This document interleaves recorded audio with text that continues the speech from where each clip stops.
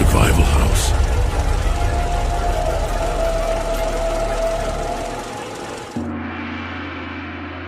What's going on? What's up? Happy, It's Friday. It is, man. You ain't got no job. I'll swallow your soul. Yeah, there we go. The Evil Dead month continues. It's Friday night. I hope you're all getting swallowed tonight, if you know what I mean. Oh, It's your when's night. When's the last time you got swallowed? Don't talk about it. Let's see. Fucking like let's just say 3 girlfriends ago, dude. Fuck. Let's see here. Just kidding. All right. What's up, Satan? Satan's not with us right now. It sounds like he'll be with us in a little bit. He's downtown watching the Thunder game. I don't know what that is. Oklahoma City. Yeah, There you they're go. NBA. Yeah. Oh, there you go. Well, I know have he's fun. from Oklahoma, so no, I totally get it, man. But Catch on the replay. He'll join us, he says, when he's back. Oh, okay. Oh, You know, we'll see. all right. Evil Dead 2, he thinks is the best. I agree. It's my personal favorite. I mean, I don't really know what best means with them, you know, because they're all so different. It's kind of hard. They're really their own like flavor. Yeah. John, how you doing, my man? Do you guys buy the Evil Dead 2 as a remake theory? I mean, yeah, I that's the way I always. Yeah. I just thought it was like, you know, so much time had passed between the first one, you know, what felt like a lifetime back then, the way movies came out. And he had like his bombs in between the first Evil Dead and this one. I felt like he just had to reestablish it. And he obviously made a version of Evil Dead, and it had a little bit of a different angle with the whole slapstick Three Stooges thing. And I think I think he quasi remade the first movie. He abridged it. It's like, oh, let's get rid of these characters. Let's say Ash is just going up to the cabin with his girlfriend. All right, and just go. And then there's a point in the film where it becomes its own thing. Yeah. It's just like, you know what I mean? It's just, I mean, are you trying to tell me that there's like 2 Henriettas? I always thought it was a remake. So yeah, I mean, why would he go back there and there's like 2 chicks in the basement? You know what I mean? He's clearly doing it all again. He's clearly doing it for the first time. You know what I mean? Yeah. So, well, what's your theory on it? Like, what is the arguing theory to that? I don't really understand what the counter to it being it's part of a remake. It's a remake / sequel. That's, you know, it was confusing to a kid. For me, I was like super fucking confused. I was confused too, man. When I saw Evil Dead 1, which is after, I was like really confused by Evil Dead 2 after that, and I didn't know what to make of it. Especially when they had 2 Lindas. I'm like, this other Linda?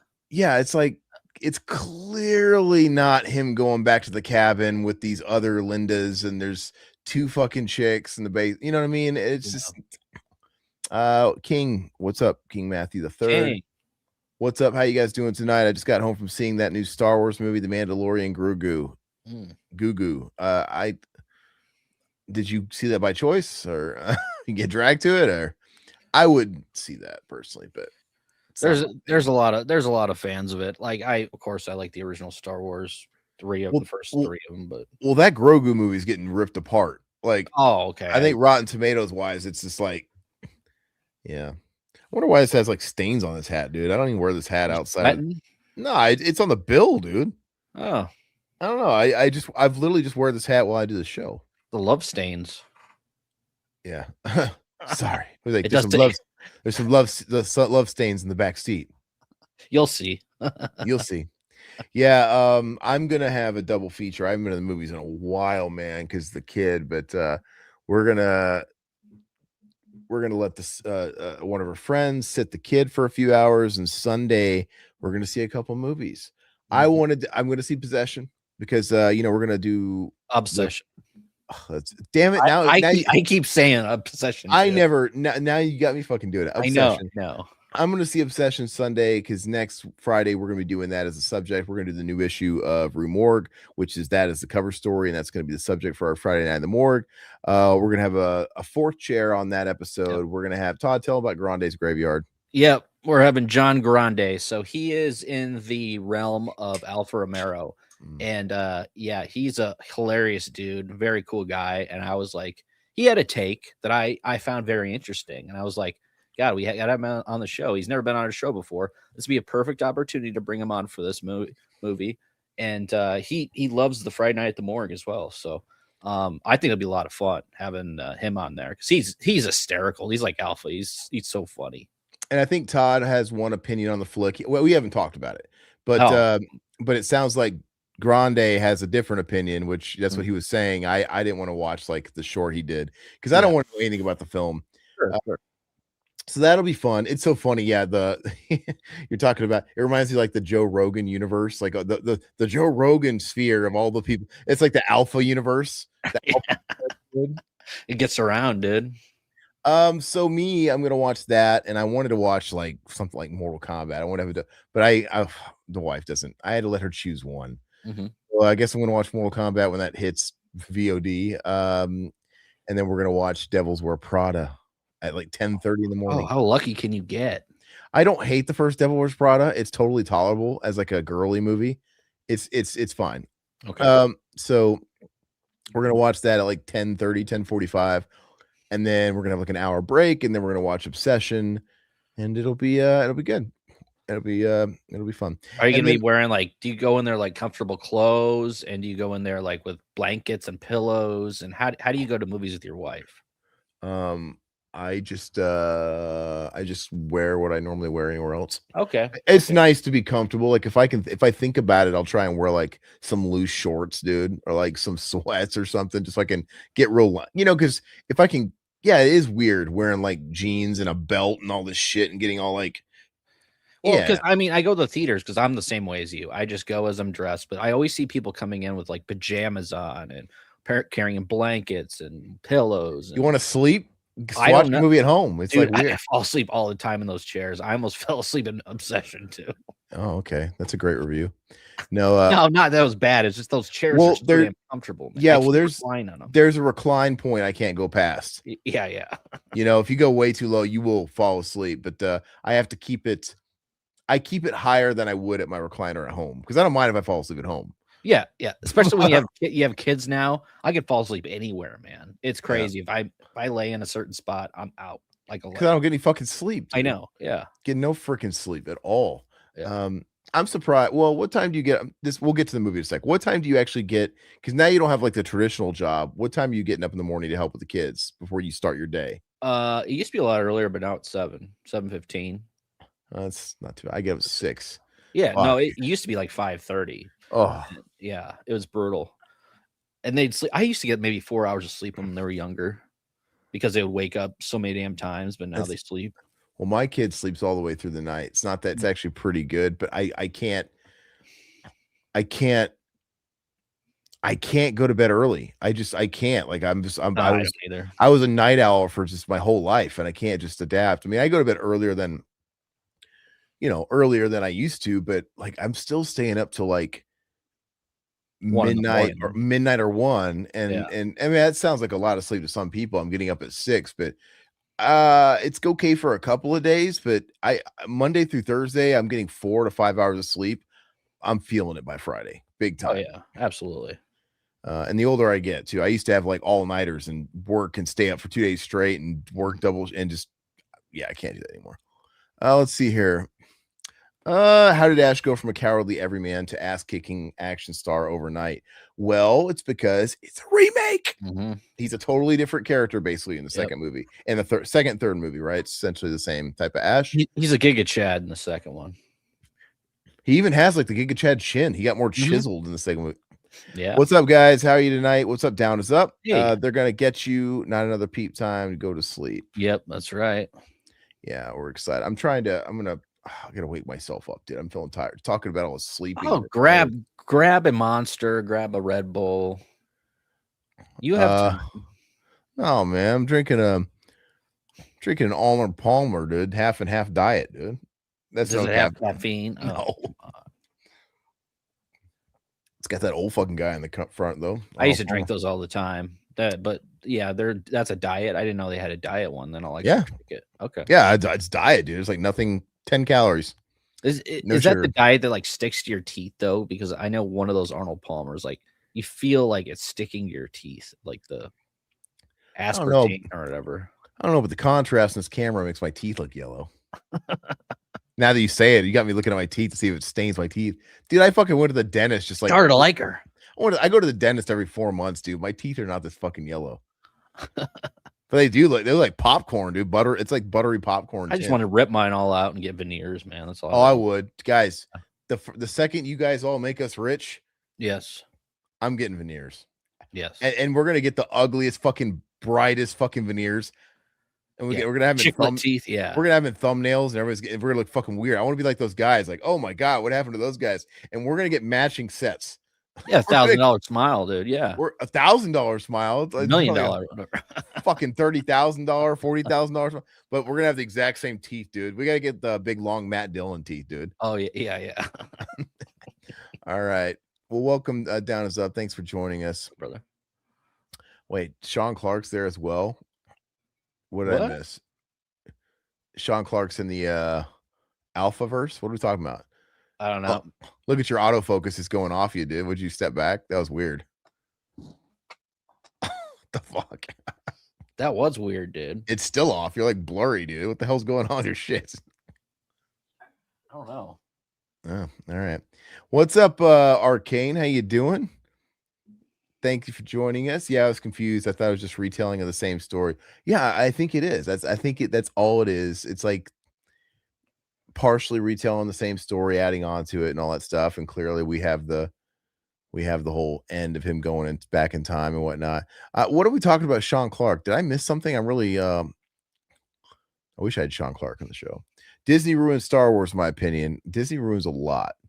I only went to see Mandalorian and Grogu because my wife wanted to see it. And well, happy wife, happy life. That's why I was asking you, man. It's not that you can't like it, but I'm like, I go see the stuff that, like, I'm not choosing to go see, Devil Wears Prada. But she's gonna watch Obsession with me, so it's only fair. That would be a dickhead move from like, hey, we're gonna go see a double feature, and it's our first like movie date in I don't know how long. And I'm picking both movies. It's Mortal Kombat, which is gonna be a fucking cheese fest, and it's Obsession. So I can't. I think she'll like Obsession. I do. Oh, we'll see. She's like, she has like a low tolerance for my fucked up shit now, and it's not even fucked up. Anything horror is like fucked up. But then she's like watching that Outlander show on making dinner in the living room, and it's got like the lead guy, fucking basically held in captivity and getting fucking raped over and over by this other man. And I'm like, God, this is way more fucked up. Like, I hate shit like that, dude. I hate assault, dude. I hate it. I don't care if it's men, women. I just hate it. It gives me the fucking ick. And anyway, and I'm just like watching it while I'm cooking. And I'm like, this is like 5 million times more fucked up than anything I want, than gore and blood and skin. You know what I mean? Like, I thought one of your favorite movies was Animal Factory, though. Well, Tom Arnold just puts a finger in Eddie's ass. That's not that bad. He doesn't get very far with it, thanks to Willem Dafoe. It almost does. It doesn't go over that line. It's almost there, and you feel the tension, like, oh my god, and they pull back. Woo! It could happen. I was watching this fucking show, and it's like the whole episode, it keeps happening, and it keeps happening, and it's all about him getting assaulted by this guy, like chained up or whatever. And I'm like, I can't. Who could, with a healthy mind, watch an hour of a guy just getting broken like this? Yeah, that's a little wild to me. That's why I never got into that Oz or that prison show or whatever. Oz is amazing. And yeah, it's funny because that stuff really bothers me, but for some reason I gave it a little bit of a pass with Oz because Oz was such a great show. And well, here's the thing. I think part of Oz is like, well, I guess there's something authentic about it because it's prison. You kind of expect it in prison settings. It's like it's par for the course. If we're gonna watch an entire series on the everyday life inside a prison, you're gonna see it. You would actually call bullshit if you watched the entire series. It's set in a prison, a hardcore prison, and there was none of that. Like, what fantasy land is this? But other than that, it's like every show they have to inject that shit in. But no, it's not. Yeah, I don't know if I'd go watch Oz again today, but Oz is a fantastic show. And it's not, there is a little bit of that. Actually, there is quite a bit of that. What am I talking about? A lot of essay in that. And it's just a lot of like man on man love, but it's not all essay. There's legit guys in love with each other. That's not as bad talking those kids.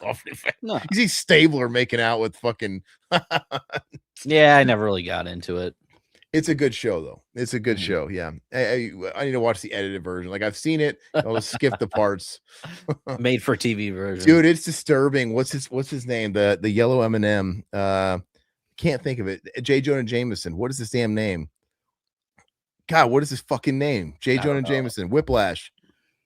J.K. Simmons. J.K. Simmons he really broke from that show, and he's like the leader of the white supremacist gang. Oh, and dude, he is fucking awesome as far as an actor. He's awesome. He's really scary. And you wouldn't think a guy like that is, but no. He plays it well. That guy fucking gets down on some man ass, dude, because he's like punk, he's like dominance. And it's just like, I would never look at the yellow M&M the same, dude. I'm sorry I brought it up. What else we got in the chat? Gory Tiger, what's up? No, this is all Gory. We're gonna do an Oz commentary. I'll just watch. No, that's all you, man. The original 3 were classics. Revenge of the Sith. I don't know. Fuck your nerdy Star Wars shit, guys. Oh, come on. I don't like it, dude. It's not for me.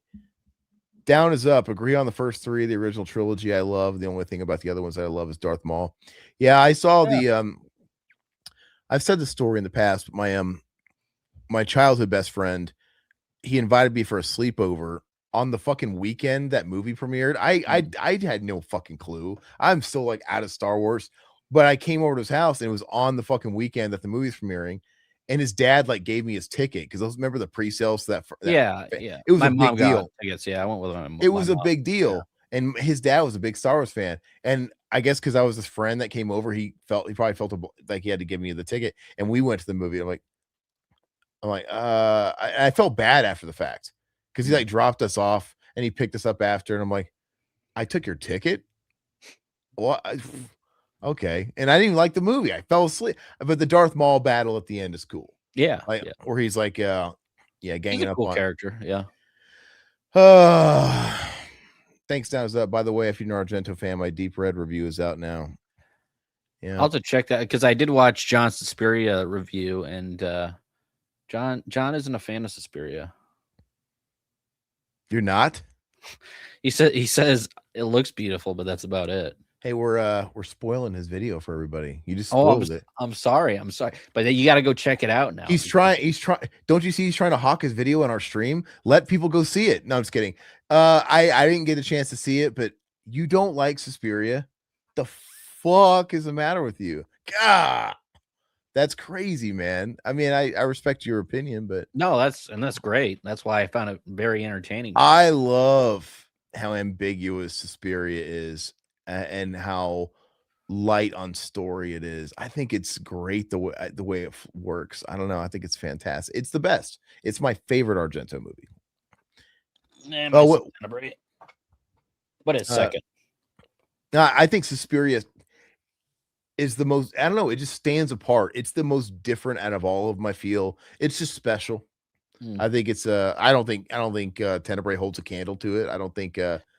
Tenebrae is the best gore out of any Argento. It's in the top 5. I don't think Deep Red. I mean, honestly, I think like here's number 1, here's Suspiria, and there's like a healthy gap before I get to number 2. And then number 2, the rest of them are. I just think Suspiria is that good.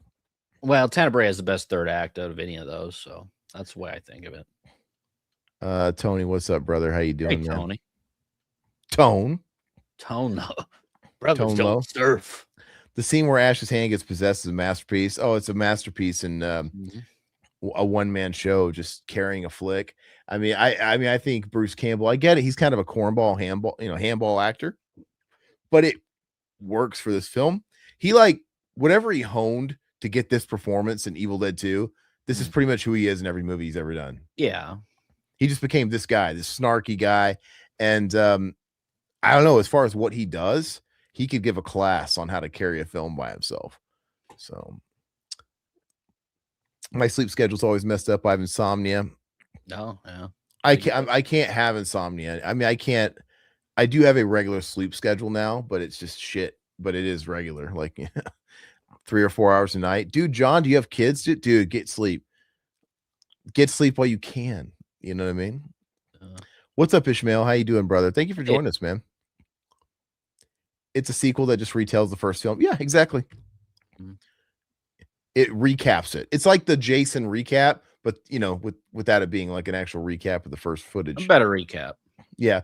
So according to you guys, there's 2 timelines. The original stands alone with and 2 Army versus Evil Dead. So I don't like all this timeline bullshit. I literally think they just fucking remade the movie, dude. Yeah, that's what I always thought of growing up. Like I don't think it's I don't think like the Pussy Ash exists in the universe that the Chad Ash exists. I literally think nobody was thinking about timelines and string theories and shit back then. Like literally, Sam Raimi just decided he needed to retell and reintroduce the first movie. Mhm. That's I think that's all it was. And now whatever he would tell you today, I don't know. Maybe he'd tell He you just something wanted a different. different version of Bruce Campbell. I mean, Within the Woods, I think Bruce Campbell was pretty close to what he was in Evil Dead 1. I think what I think it is they had all developed as filmmakers, and they're like, okay, we got to go back to the Evil Dead well. Let's correct what I wish we could have done better on the first movie. This was their opportunity to hit reset because a few years had passed, and also it's like, yeah, we want this. Ash is a better actor now. Like Bruce Campbell's a better actor. Yeah. We can do a more refined now. Let's cut away some of the fat and just kind of make it about him. And I just think they used it as an opportunity to reestablish it. Yeah, Sam Raimi wanted to branch out because he didn't want to be probably pigeonholed into like scary horror. He wanted to be more comedic, like we're talking about. And that's what he kind of stuck with throughout the rest of his career. What do we got here, Ishmael? You guys are going to get tattoos. What does yours say, dude? Oh, Revival. Mine says house. Revival house. Dude, where's my car? Yeah. I was watching that on Scary Movie 2 where they were mocking it. Oh, like, yeah. Ray fucked me.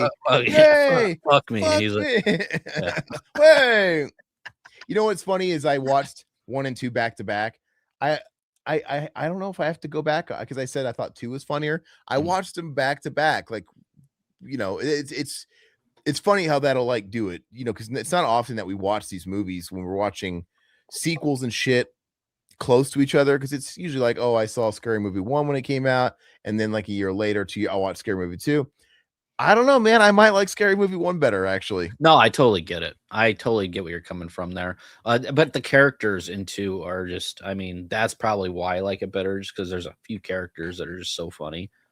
Yeah, they're all funny. I just I think overall the Scream, I know what you did last summer thing is better than the Haunting, kind of over, because they're doing the Haunting thing, which is cool too. David Cross is hilarious. And same with the Strong Hand. What's his name? Chris Elliott. Chris Elliott. Oh god, he's so funny. But yeah, but in the first movie you have Baby Dick who didn't come back. Yeah. And you got Miss Man. And I was just like stacking up the gags. Like, man, I don't know. It's tough. Let's see. Oh, I was hearing good things about Obsession, thinking about seeing it. You should, man. You should see it, because we may or may not be spoiling it Friday. I don't. We'll be spoiling it next Friday. So yeah, everybody go watch it, and then we can all talk about it. Yeah, Down is Up. I haven't seen anything about Passengers, so I don't really know what's going on there. I saw a trailer for that. It looks interesting. I haven't really caught any reviews on it though. Yeah, Tony, Evil Dead 2 retcons the original story because they couldn't get the rights to Evil Dead 1, then it picks up right at the end of Evil Dead. So yeah, so regardless, yeah, it's totally a redo. Yeah, that's right, Tony. Sam Raimi mentions that in one of his commentaries. Okay. Yeah, I knew there was something to it, but it's not 2 fucking timelines. Which that Evil Dead 1 commentary is amazing if you haven't listened to. I used to listen to that like all the time when I was growing up. I used to take notes because he used to tell you like how he actually made the film, like strapping cameras to boards and running through the woods and just everything, man. It was so great. There's featurette shit on 2 though. 2's really impressive. Like I think what they just pulled off makeup wise and shit in 2 is just next level. Yeah, and Greg Nicotero is incredible. And Greg Nicotero, he was doing that movie when this was like Savini's heyday. And if you ask me, it's like, God, dude, Nicotero was giving him a run for his money with Evil Dead 2. We'll get to be able to talk to him here in a few weeks. Yeah, ask him about Evil Dead 2. I want to ask him about his fucking long hair, dude. His Dog the Bounty Hunter hair. Oh yeah. Just binged The Boys in 3 days. What overhyped show that was. Yeah, I just kind of I watched the first, what was it, 3 First 2 seasons seasons, or 3. 2, and fell off the third one and didn't watch the last one, you know. But I mean, I liked it when it was good. I liked it. I just kind of got over it. Sure. Down is up. I actually got to go to the set of Oz when I was working for Peter Criss. He did a cameo in one of the episodes. First of all, hold the phone. You went to the set of Oz. Who'd you get to meet on the set of Oz? Did you watch any dudes making out? And C, you worked for Peter Criss, dude? Okay, so why would you even bring up B? No, what? Seriously though, Peter Criss, dude. What the hell's? I guess we don't know your story, man. What's you worked for Peter Criss, dude? The cat man, the cat, dude. It's cool, dude.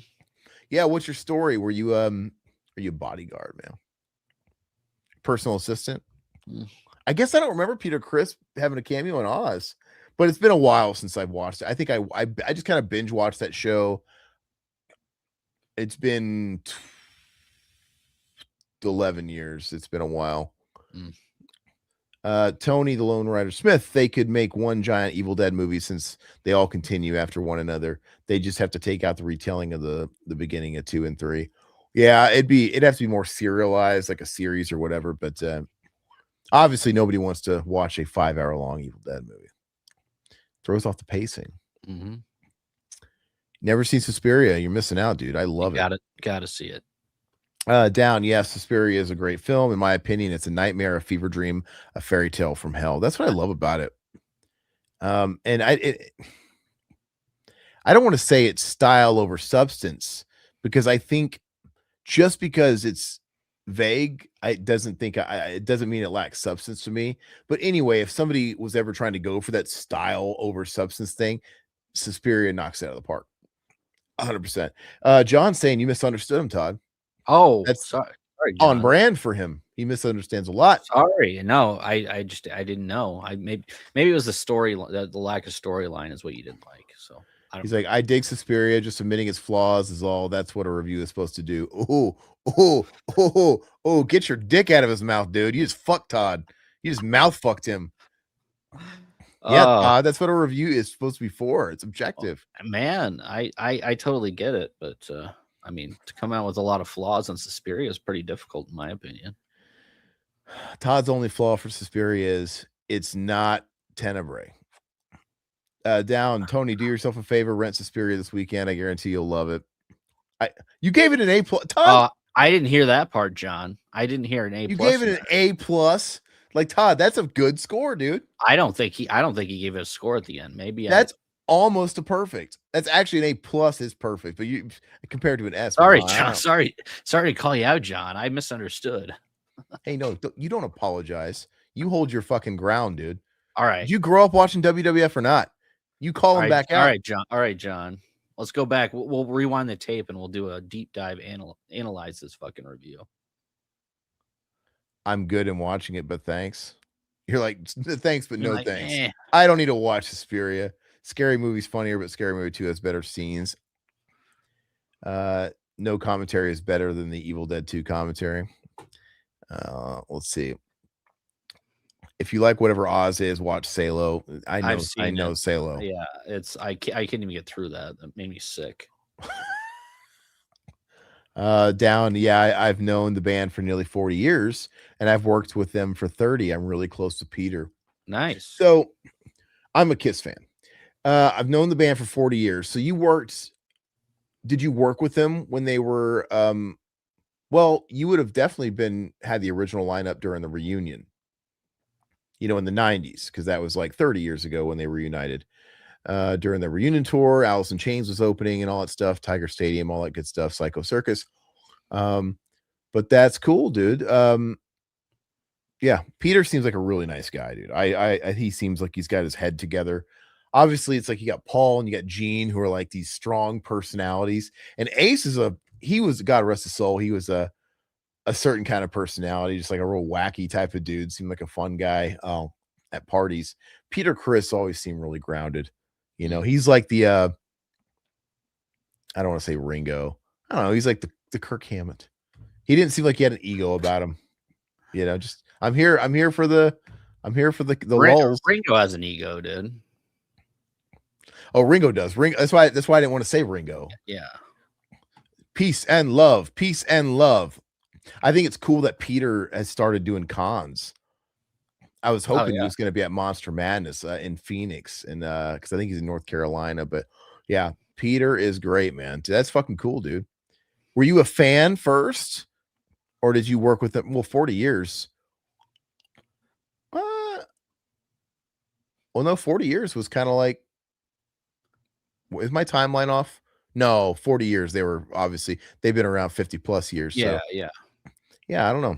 I'm very interested in that, dude. I'm a music guy, so I'm a Kiss guy. What did Wild say?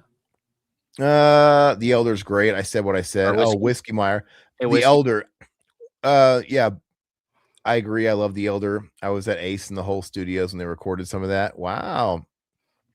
The Elder is I hear that. I hear people that defend The Elder. I've personally never been able to get into it. It just doesn't maybe if it was a different band, I think it's one of those things that's psychological where it's like this just doesn't sound like Kiss to me. Mm-hmm. If you were to ask me my favorite Kiss albums, it's actually it's kind of all over the spectrum. I would say number 1, you're going to laugh at me. Down. Number 1 actually, if I'm being 100% honest, might be Crazy Nights. Peak 80s fucking like glammy Kiss. That album is just top to bottom hooks, man. I love Crazy Nights. And possibly tied, but we'll just call it maybe Revenge. I love Revenge. I love Bruce Kulick. I think it's a great. And I also love Creatures of the Night. Creatures of the Night was great. I think it's fantastic. And then if I want to do a classic record, I'm gonna say Destroyer. Yeah, I can't go. But I'll say that's like my top 4. Anyway, I love it. From what I hear, Gene's an asshole and Ace is a cool guy. Go back and watch it again, Todd. Yeah, Todd needs to take his fucking glasses off next time. Yeah, Gene definitely has his moments. Ace was really cool if you ever saw him on the Tom Snyder show. That's how he was most of the time. Yeah, whatever it is, isn't my bag. Well, how are you comparing it to Salo? Did you watch Oz? It's a good drama.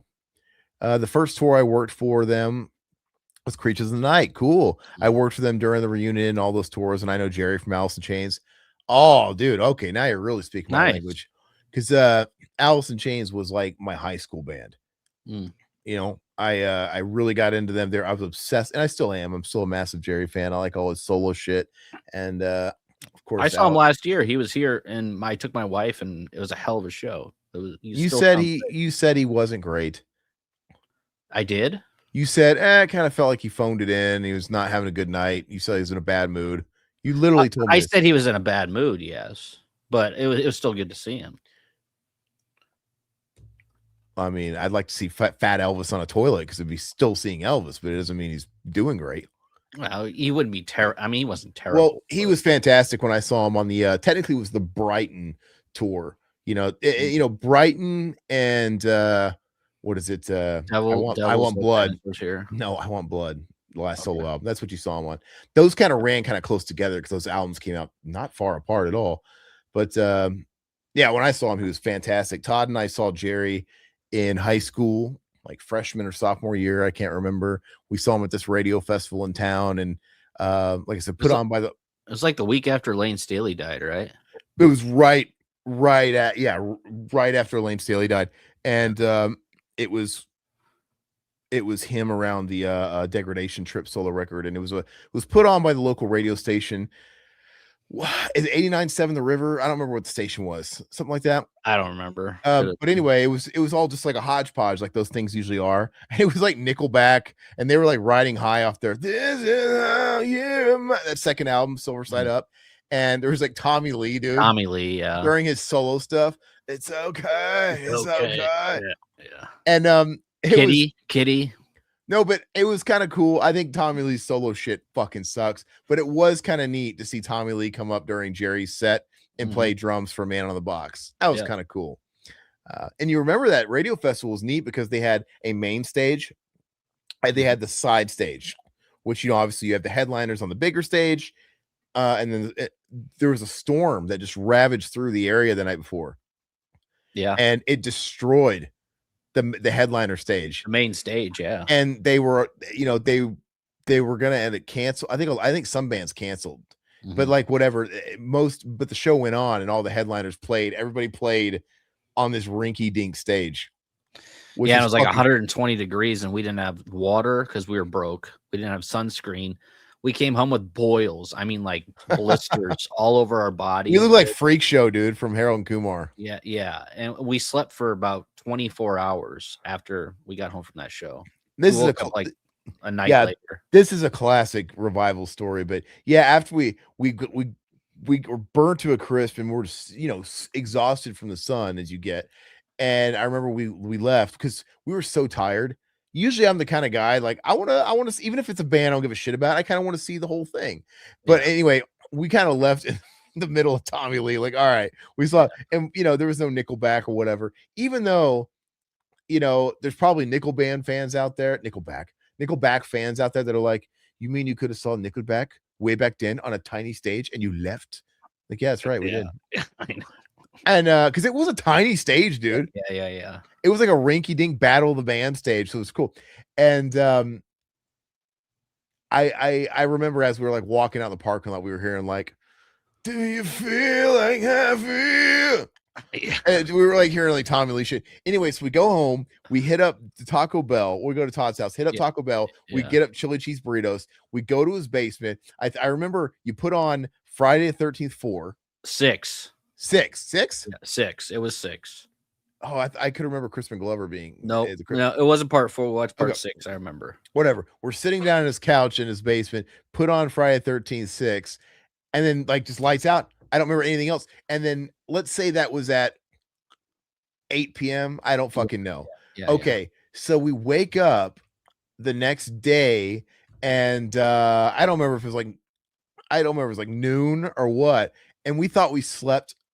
No, we slept fucking 2 days. We slept 2 days. Yeah. Yeah. We thought it was like, so if this is on a Saturday, we woke up fucking Monday. And I remember asking your mom was like, "Oh, I don't want to wake you guys. You guys look so exhausted." Like what if I had parents that cared and I needed to call somebody? My brother came and went through the room because he's going to work and stuff like that. Changed and he's worked like two shifts, dude. Yeah, hang out in the basement watching TV while we're still sleeping. Passed out. That's so funny, dude. We weren't drinking. We were sober, so that's the funny thing. I wonder if we're like ripping ass in our sleep while he's watching hockey or something. We were eating chili cheese burritos, dude. Yeah. I don't know why. That's just one of the coolest memories. It's ridiculous, dude. And this is during the summer, so the boils had time to heal before school started. Anyways, that was a great memory. I remember China Doll was doing signings there too. Oh, China Doll, yeah. She was set up. She was doing signings. R.I.P. Yeah. Anyway, sorry. Where was I at? We'll get started in 2 seconds. Let me skim these really quick. Think I know 2 Kiss songs. You know more than 2. Come on, man. Don't be a hipster. Everybody knows more than 2. I've been a fan since I saw them on the Paul Lynde Halloween special in '76. Paul Lynde. Alpha and I were trying to school Todd on Paul Lynde. Mm-hmm. He's like, he never heard of Paul Lynde. Paul should have been the only lead singer. I think, for the most part, Gene sang the darker songs. But I do like Paul, dude. Paul's obvious. He's no question. He's the best singer, and the Ace songs that he sang, the few he sang, they're not my favorite. I love Paul. The reason why Crazy Nights is so great is, dude, Paul had the hooks, dude. He was hitting falsettos, dude. Squeeze your nuts, high notes, and he's just so charismatic, dude. I was telling Todd one time, I love that they were putting out those like off the soundboard official bootlegs, and I was listening to one off of I think it was the Animalized tour, and that's when he was just like peak debauchery, like whatever. And somebody throws what I can only assume was a massive bra on stage, And like, because Paul has the best raps in between songs, like talking to the audience, Mhm. and he just goes, I want to put whatever was filling this thing. I want to put every ounce of this in my mouth. I'm like, what? I want to put every ounce of what was filling this in my mouth. Like you want to fucking suck her tits is what you're saying. It's just he's so hilarious, dude. I love Paul. I don't care what anyone says. I Was Made for Loving You is the best kid song. It's their opinion. It's a guilty pleasure. It's not. It's a good song, but it's not. I met Ace years ago. Not the best experience. Oh, was he like kind of? Was he not in a good state? You know, because he had a problem. Paul is definitely the heart and soul of Kiss, but I love Simmons songs too. Me too, man. I like both of them. Oh, only Gene could do the song God of Thunder. Songs like that. And but Paul is like the guy, I think. Allison Chains was Allison's Chains was a okay. Yeah, if Ace was indulging with his party favors, he could be rude. Do a commentary of all my horror reviews. God knows I could use the views. No, come on, dude. Everybody go check out his horror reviews, man. I'm seeing Seven Dust tomorrow night, but I don't care about the opening acts. You mean Seven Dust is actually headlining? I like Seven Dust, dude. I think Seven Dust is good too, but Seven Dust is like that quintessential middle card, like direct support band. Like they're not like a big headliner band, kind of like Trivium. It's like I felt like Trivium was like always like direct support. So I think Seven Dust is bigger than Trivium, man. Oh, I didn't say it was a contest. Okay.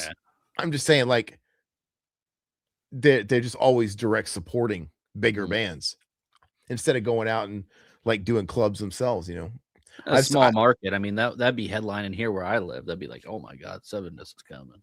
Well, I'm saying it's not that Seven Dust can't headline. No, they just usually opt to support on bigger tours. Sure. Seven Dust is good. They're not good, but I would rather hear Nickelback any day over Rage Against the Machine. Only know 2 Kiss songs, but yeah, I Was Made for Loving You, and I can't see not being their favorite song of mine. Yeah, Crazy Nights is really a Paul Stanley solo album because during that time, Gene was making movies and Bruce was doing other things. Yeah, that's documented. Gene really wanted to be a movie star, and I still gotta watch his John Stamos flick, dude. Oh, that's a good movie. Yeah, he was trying. Yeah, he was in, and he wasn't that present for that record. Was that that wasn't the Warriors? What movie was this? Gene Simmons wishes he was. Gosh, what is it fucking calls? It's the John Stamos movie. It's got a harder title than it deserves. I don't know why I can't spit it out. I've suggested we do a commentary for it a lot over the years. I like Gene. His interviews are always interesting. His comic book knowledge is something else. Born to Ride. No, Born to Ride is a John Stamos movie. That's Never Too Young to Die. Never Too Young to Die is the one. Yeah. Born to Ride is a totally different movie, but we rented that as a kid. Down is up a bit of trivia. Paul wrote God of Thunder. Yep. Paul wrote God of Thunder, and I don't remember if it was a thing where there was some contention about like Gene singing it, or if it was one of those things where this is totally a Gene song. I don't know. I know, but I know they were really combative, like on, I think it wasn't it kind of stuff like on Revenge when, the opening track to Revenge is a Gene song. That's kind of a thing that would rub Paul the wrong way. Like, Paul wants to open the record. Anyway, it's their tour. Shit. It's their tour for the new album, which is great, but yeah, they're not a major rock group. Yeah, you could talk for hours with Gene about comics and horror films. He's actually a big fan of Romero's Living Dead series. That film is hysterical. He plays a transvestite. Yeah, on Never Say Die. Yeah, I've just seen like abridged versions of the film on YouTube, but I've always wanted to do a commentary for it. That's right, Never Too Young to Die. All right, so let's go ahead and start the film. Yep, we have it linked in the description. It's in our Google Drive box if you want to watch it there. Yeah, you can stream it, download it, whatever you want. It's a direct rip from Todd's collection. So if you want to pull out your copy, it's the DVD version that came out in the early 2000s. Anchor Bay, I believe. Whiskey Meyer, to put a nail in it. Revenge, their first album in the 90s, is one of my favorite Kiss albums. It's in the top two, one or two between that and Crazy Nights. Psycho Circus is okay, I mean, and then you have Carnival of Souls, which is, but yeah, they went out with a bang. And I like Alive 3, because Alive 3 is obviously, it heavily highlights the fucking revenge songs, man. So I love Alive 3 personally. No one ever talks about Alive 3, but all right, so let's go ahead and we're gonna go and get started, guys. 3, 2, 1, play. This film contains scenes which may be too intense for persons under the age of 17. There's the Rosebud. I always love that Rosebud classic production. Oh man, yeah, it's been a minute. I keep saying I want to watch all these before we got into all these films this past couple weeks, but I just don't have any time, man. But I love this film. I like the opening. Which book looks better to you?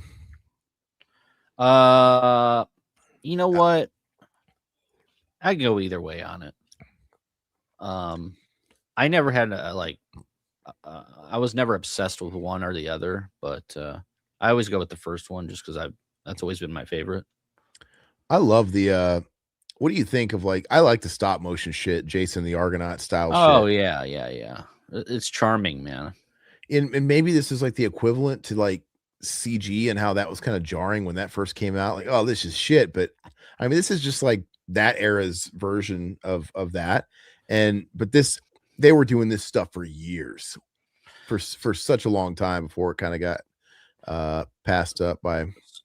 So unlike Evil Dead 1, this primarily, the production took place in North Carolina in 86.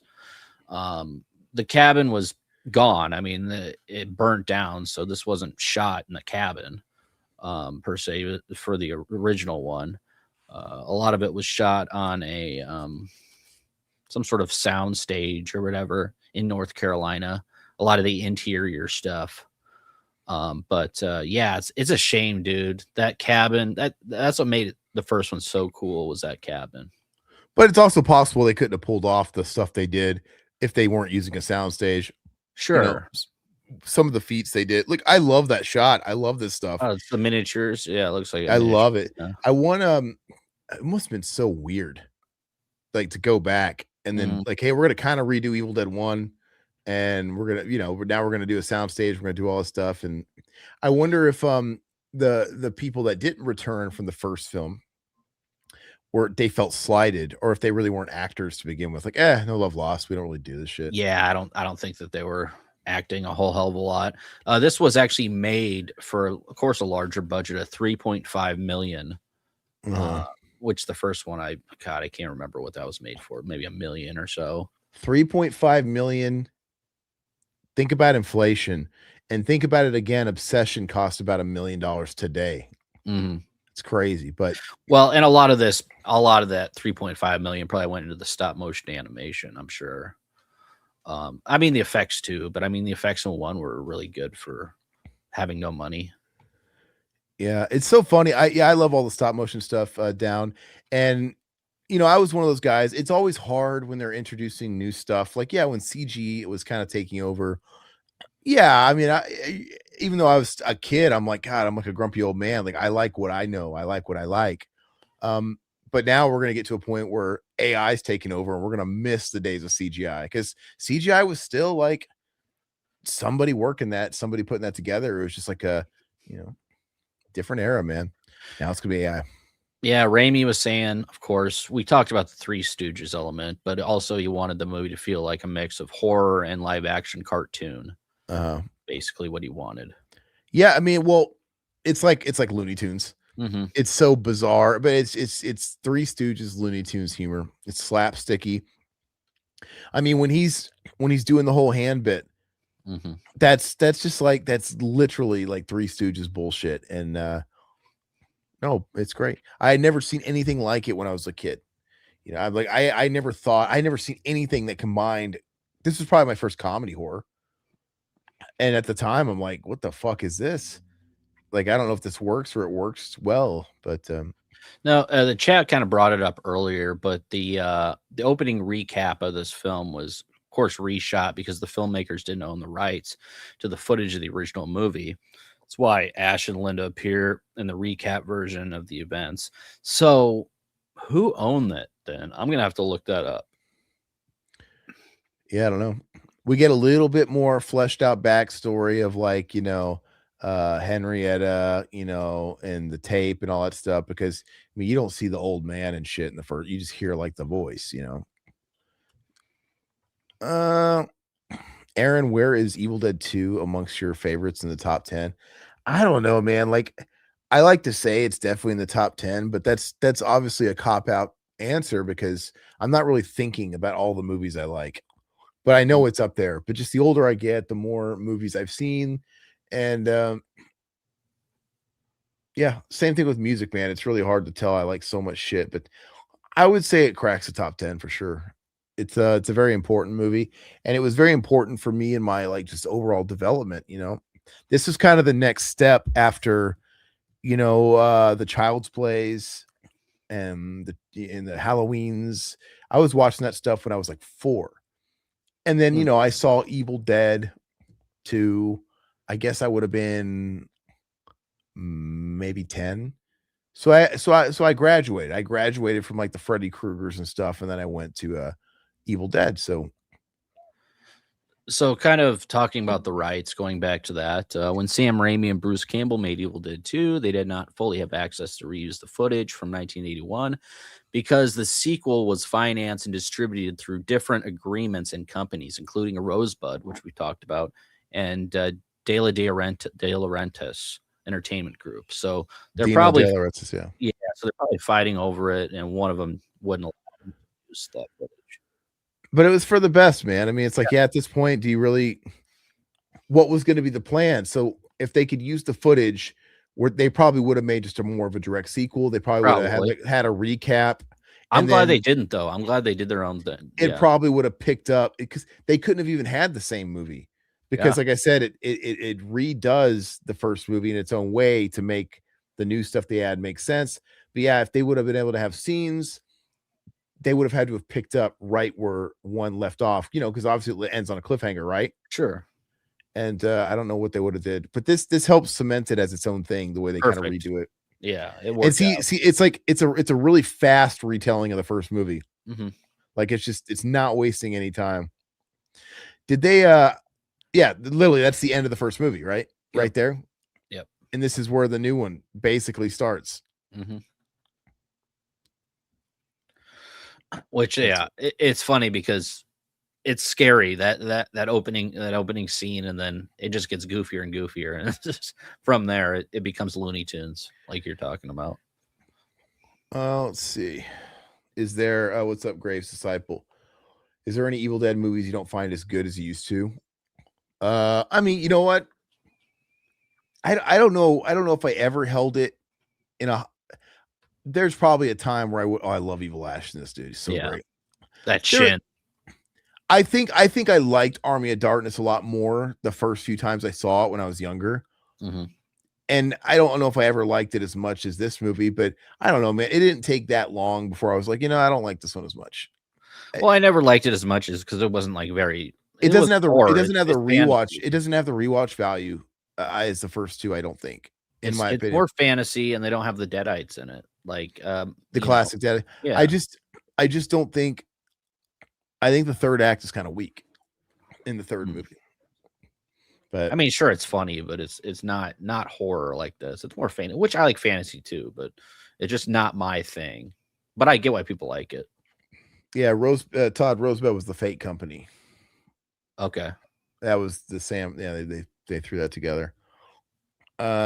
Evil Dead ages like a fine wine. Oh, no, I mean, yeah, the first two hold up. I do like Army of Darkness.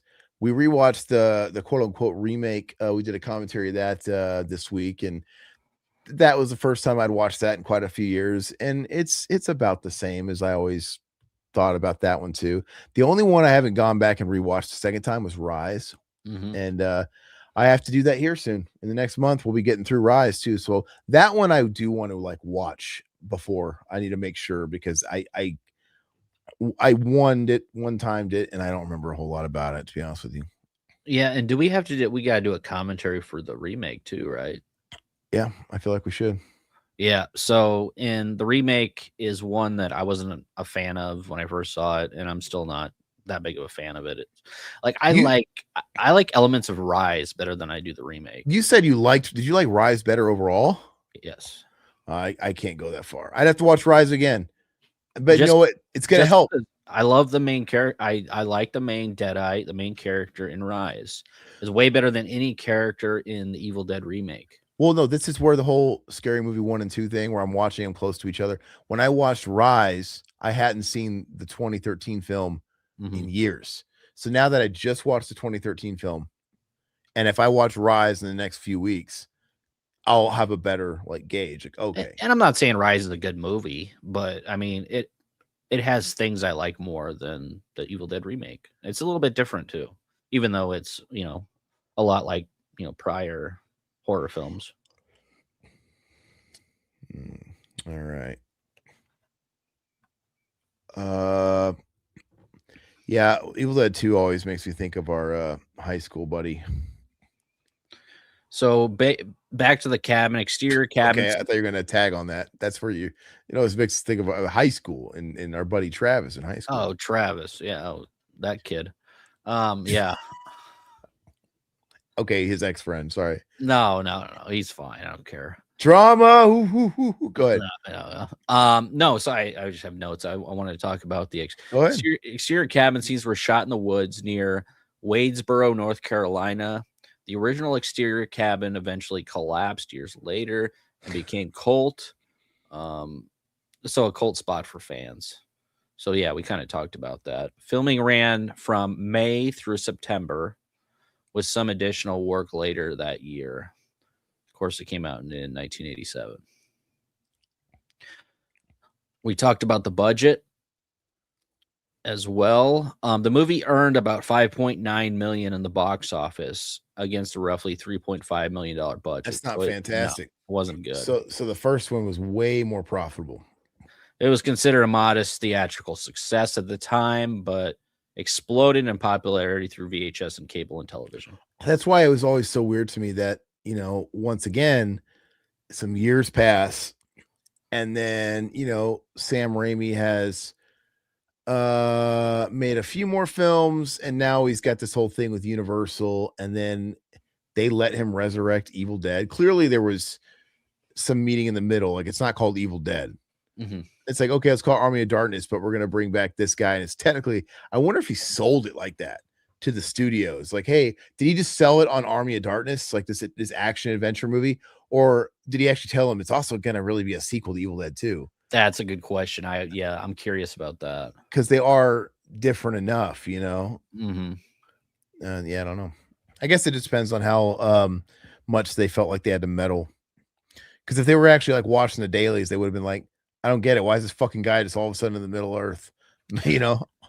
Unless they just saw like how big it blew up on VHS and Ash, they can know he was very marketable. So they're like, okay. But they were like, hey, let's make it a little bit more digestible for more people. I mean, it's still even more comedic when it comes to, and the violence is not there. And, it's still technically R-rated, but it feels like a PG-13 movie. No, it's PG-13. No way. Yeah, no way. It is. It's got to be. Come on. No really? way. I always thought Army of Darkness was PG-13. It feels like a PG-13, but I don't think so. I could have swore it was PG. It's R. It's R. Really? Yep, it's R. It doesn't feel like it. No. There's only one F-bomb. Get the fuck away from me. Yeah. And other than that, it's all dad jokes, Mhm. First you want to kiss me, now you want to kill me. Blow. Hail to the king, baby.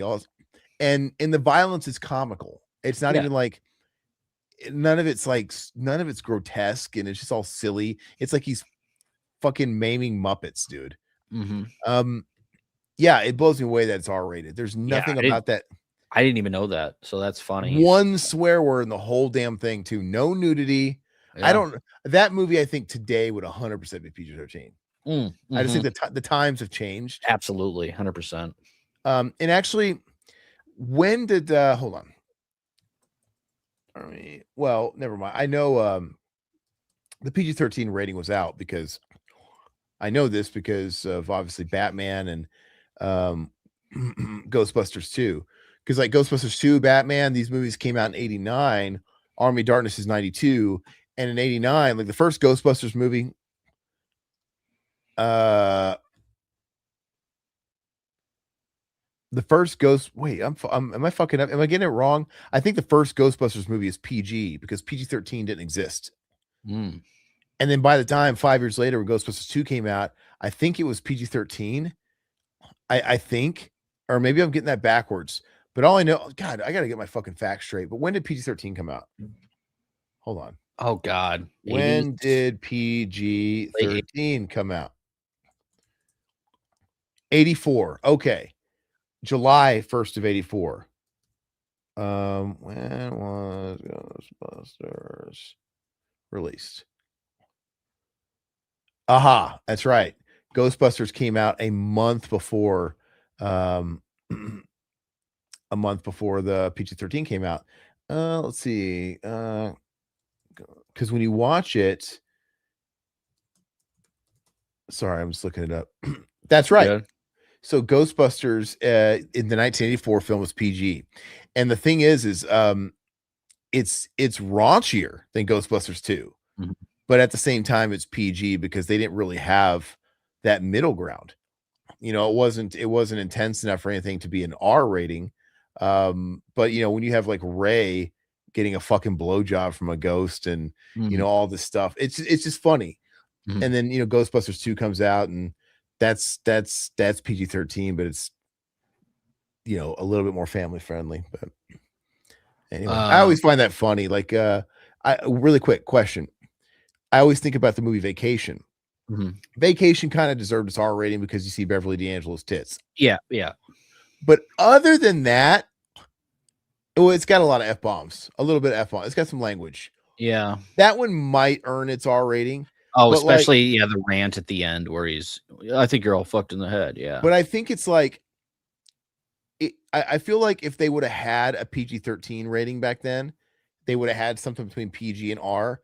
They might have been like, let's just shoot Beverly from the chest up. Well, they used to show nudity on PG-13 movies, though. No, back in the day, they did. You could have very brief nudity, I think, and you were allowed like one F-bomb. Yeah, like there was certain things they didn't have like a lot. What's a PG-13 movie you know of that had tits or whatever? Well, I don't think it was like, I mean, it wasn't like sex acts, but it was like tits. I mean, I know that there's movies out there that I've seen that are like PG-13. I can't think of anything else. Few and far between, man. Let's see. I'm gonna look it up. PG-13 movies that show breasts. Why are nude scenes allowed in PG-13? Like, come on. Oh, Titanic. Titanic. Yeah, that's one of them. That's like the big one, dude. Yeah, you're right. And I don't know if like, oh, this is a great part. I'm sorry. She's dancing around, dude. This. Yeah, I love it. I love it's like some Tim Burton shit. Yeah, a fake head rolling around. Yeah, that's right. Whiskey Meyer Temple of Doom started the PG-13 rating. Ghostbusters 2 is way better than the original. I think Tony, you really come off like you're a contrarian that likes to stir the pot. That's good. However, I agree with you. I actually kind of prefer the second movie because it was the first one. You know, whether or not you really think that, I don't know, but I love both. But I've always had a soft spot for Ghostbusters 2, and I've always had a soft spot for Batman Returns, man. I'm a sequel guy, baby. But yeah, Titanic. That's the obvious one. I remember when Titanic was out, that blew me away because not only do you see her tits, you hang on her tits the whole scene. Well, yeah, they'll be like, "Oh, it's artistic because he's drawing her." No, exactly, and that was their argument to the right. There's nothing sexual about it. Yeah. There's no sexuality. It's like literally like a nude drawing, like a nude art. So there's workarounds like that. But other than that, dude, like you didn't see a lot of that stuff in PG-13 movies. Yeah. And it was always wild when you'd hear an F-bomb in a PG-13, but apparently you could say one. So I have an interesting fact about this. I didn't know this at all. You might not know it. Stephen King was the main reason this movie got financed because he loved the first one. because he loved the first one, which You- reportedly convinced Dino De Laurentiis to back the sequel through DEG. Raimi was repeatedly credited King with his help to save the franchise. I didn't know that.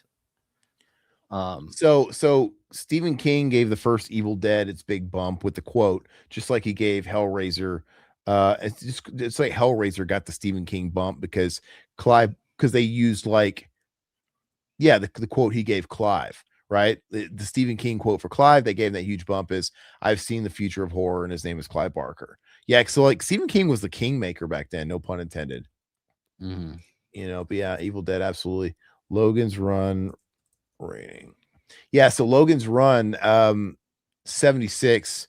I'm hearing report in the comments that movie had tits in it, whiskey, but that's one of those movies where it's like they couldn't give it an R rating. Like for some reason, it's just like, yeah, I guess like a pair of tits didn't quite sell R, maybe not necessarily, but I felt like once they had PG-13, that really, I don't know, it streamlined everything. But yeah, what are some really raunchy PG movies? I think Ghostbusters 1 is a fairly raunchy PG movie. And if you're saying Logan's Run has boobies in it, that's a raunchy PG movie. Well, I think that Top Gun did it show. I'm trying to think of, did it show what's her name's boobs in it? I don't. It doesn't. No way. She Take my breath away. She can keep those things in her shirt. By the way, I don't think she's attractive at all. Dude, Kelly McGillis. We'll say she's not an actress, she got out of Hollywood. Give her a break, man. Is there nudity in Top Gun? This whole podcast is we're looking up. Is there boobs in this? Yeah, neither Top Gun movie has nudities. It's all suggested. Yeah, okay. I couldn't remember. Keep my old tits away. So one of the biggest myths around the movie is that Bruce Campbell broke his jaw filming the Demon Force shot. Campbell and Raimi later admitted they exaggerated or joked about the story for years to mess with fans. So that was lore that he broke his jaw. I love the scene, dude. Oh, it's so great. And the vice, man. Yeah.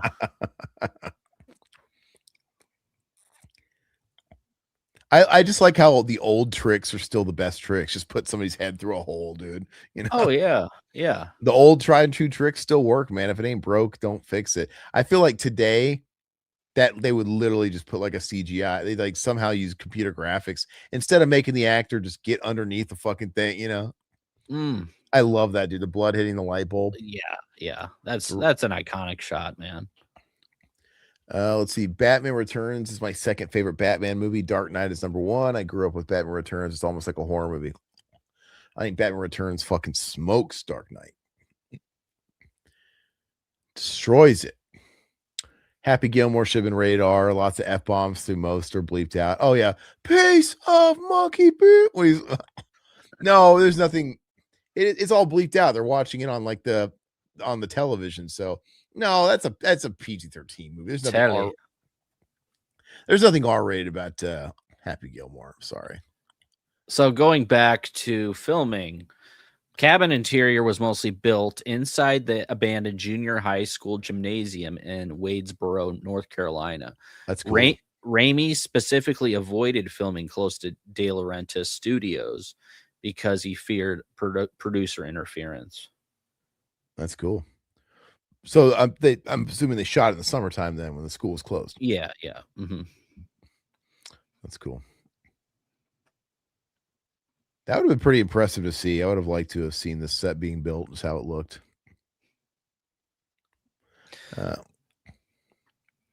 Who showed him in Witness? Kelly, whatever their name is. Kelly McGillis. Kelly McGillis showed their boobies in that.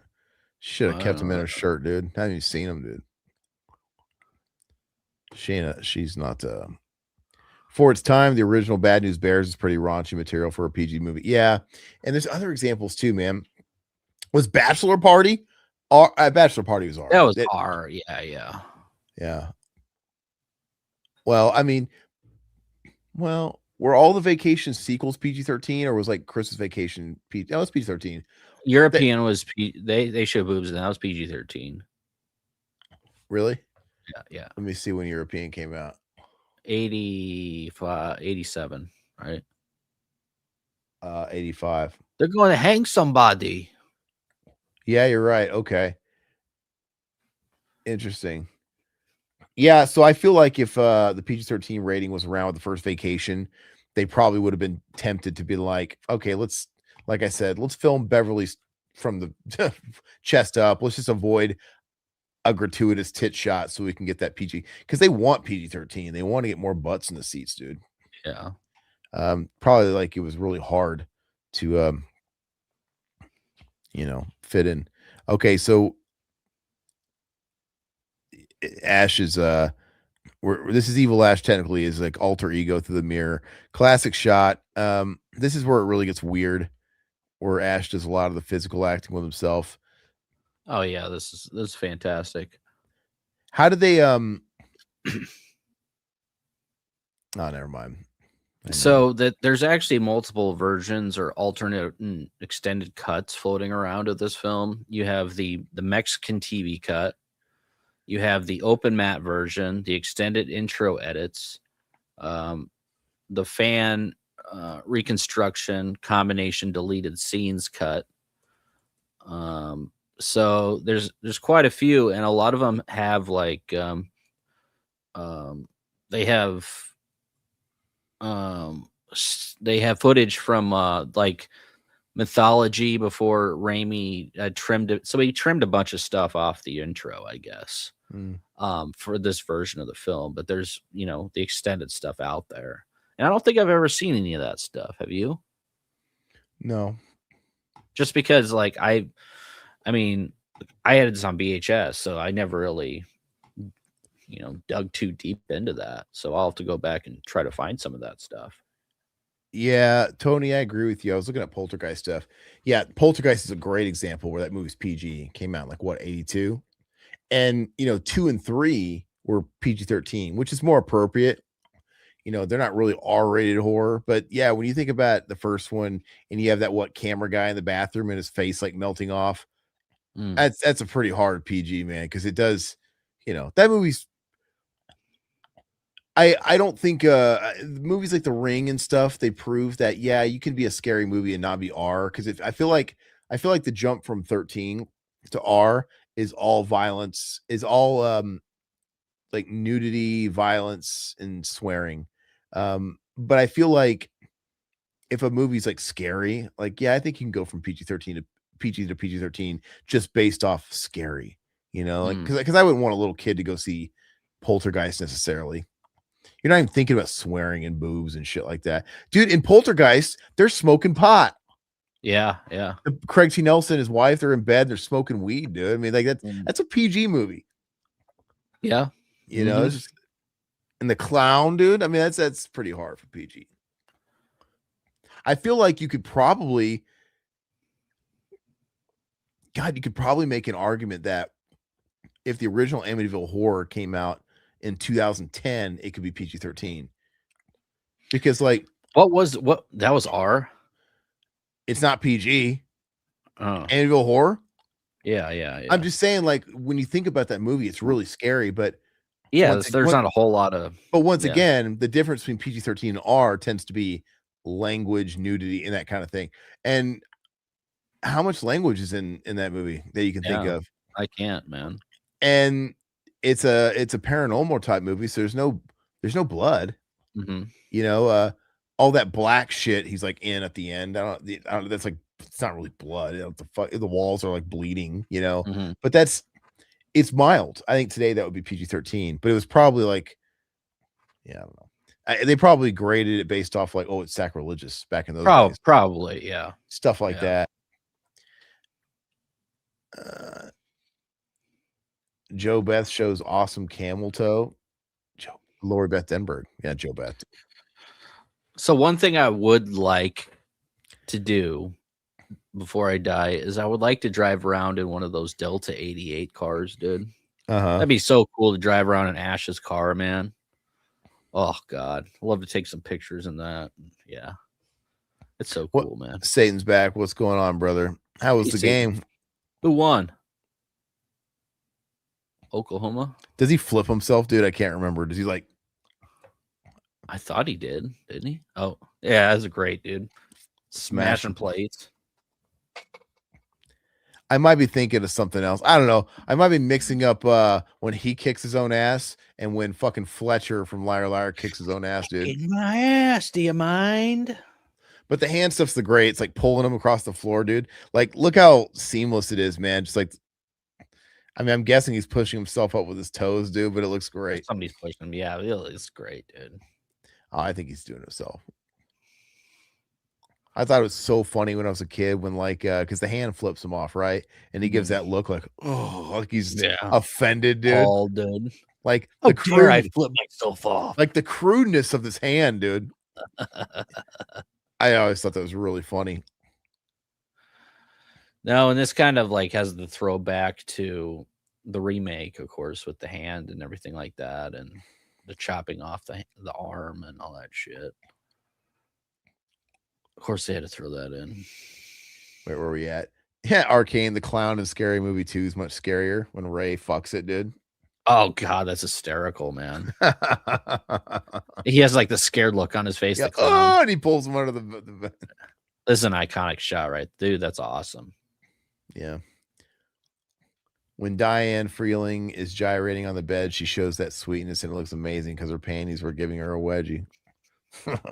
You're always horned up, Tone. I appreciate that. I don't ever want anything different out of you. So the blood colors intentionally change throughout the film. You have green, black, brown, white, red. Raimi used different colors partially to avoid harsh MPA censorship. Because this could have been NC-17 back then. And partly because he thought colorful gore looked funnier and more surreal. Mm-hmm. Yep. And that's why they got the NC-17 in part 1. So they wanted to avoid that, I'm sure. Yeah. It's so funny, the workarounds on that stuff. Like, they'll work around rating stuff because, like, when it's not people, you know, if it's not a person, like if it was, if he was just cutting up monsters, like Muppets, like people in costumes, it wouldn't be the same. But because he's like taking a chainsaw to Linda's head, a person's head. And they would do that stuff with Pharaoh of the Arms. Okay. Mm-hmm. They would always do stuff like that in cartoons. So when you watch like the Spider-Man show growing up, you know, all the cops in Spider-Man in the 90s Spider-Man cartoon, they have guns with lasers. Because they can't show bullets. But lasers is fine. And if Spider-Man ever got hit with one, it doesn't kill him. It like, knocks him out of the sky and puts a hole in his suit. But it just stuns him, I guess. And you would watch things like in the X-Men cartoon, you know, like they could never use Wolverine can never use his claws. Yeah, I know. Like they could never actually use them. So like whenever they would come up against some baddies, he would always threaten it, like shing, he'd pull them out. Mm-hmm. But then like whenever he goes to a bad guy, they would retract back in, he'd throw the guy. And that's why I could never really get into it. I mean, I loved Wolverine because I thought he looked the coolest growing up. He would always use his claw to like open up soda cans, dude. Yeah. And open doors. Yeah. But then like as soon as like a bad guy came, throw you. I didn't really notice it that much as a kid. But it's like it's so funny now. Yeah.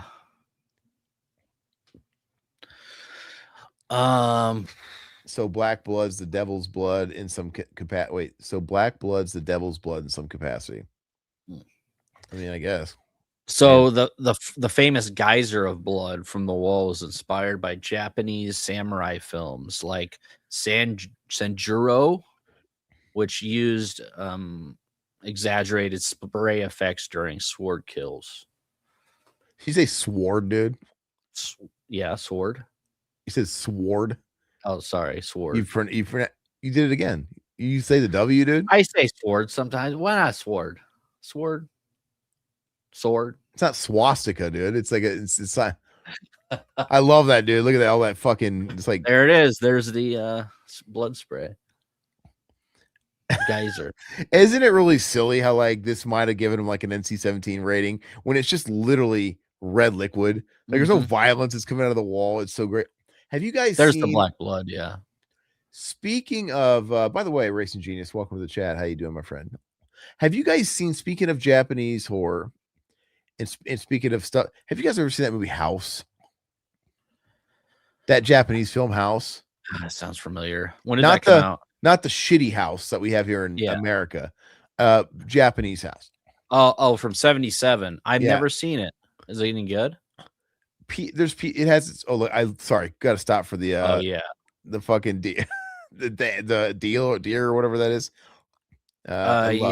Yeah. Let me. He starts going crazy. He's gonna dance with a lamp, dude. I love it. No, so the iconic cabin lamp, laughing deer head, mounted moose was mechanically rigged by the crew members, hiding beneath the set floor during the laughing room sequence. Multiple puppeteers were operating objects at once while Raimi screamed timing cues off camera. So okay. Wait, Satan says, do me a favor. Say Angel Dunbar, I love you from Satan. She's watching. Hey, Angel Dunbar, I love you from Satan, or Satan loves you. Angel I don't Dunbar, know you. Angel, you're great. Satan loves you, and we appreciate you listening. We love you. Homo too. Yeah. Maybe I'm off my hinges, but I'm gonna let you go. Hey, go OKC too. I'm glad they won tonight. He says, yeah, well, thank you. He said, hurry up or I'm not going to get any pussy. You have 5 minutes or I'm done. Hey, you can come back on the replay. We understand. Angel, he's your main man. So Angel and Satan. Wow, that's I didn't even put that together. Yes. No, it would be weird if it was Jesus and Satan. And if you married a Jesus, I mean, that's fine. Yeah. It's 2026, but Angel and Satan. That's great, man. My guess is obviously her name's Angel, and I'm sure, she doesn't kiss him goodnight and say goodnight, Satan. I'm pretty sure the Satan came after the fact, But anyway, hopefully you get what you want. Hope we all get what we want. Tone, Yo House from 86 is good. It is a fever dream of a movie. I've watched it one time. I didn't like that. I bought it from Anchor Bay back when it came out in DVD. The 86 one? Yeah. You did watch that? Yeah, I didn't like it. It was not for me either, but I've only seen it once, and I do want to go back and try and watch it again just because it's got this following about it. I'm like, man, maybe I need to give it another spin. Some people say House 2 is better, but I've never seen House 2 because I didn't like House 1. Are we talking about the Japanese one, Todd? I was talking about the one from 86. He's talking about the other one, the American one. Oh, the American is. Oh, yeah, because the other one was 77, the Japanese one. Oh, House American sucks. Yeah, that's what I was talking. I'm talking about the Japanese one. Yeah, the fucking House movies blow, dude. I don't want any of those. Don't people like House 2 better? Yeah, that's what they say, but I never watched it. Yeah. Thanks. Blowjob coming.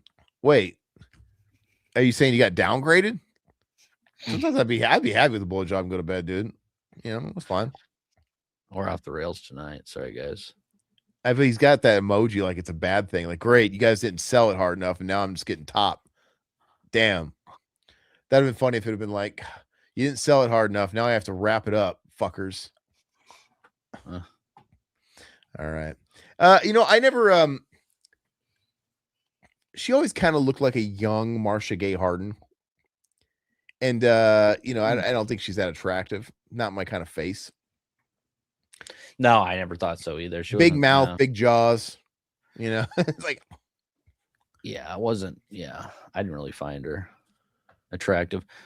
So going back to more of the filming stuff, Delta 88, the car, was hidden in multiple movies. Of course, the Easter egg, which we've known about every movie. Darkman, Spider-Man, Drag Me to Hell.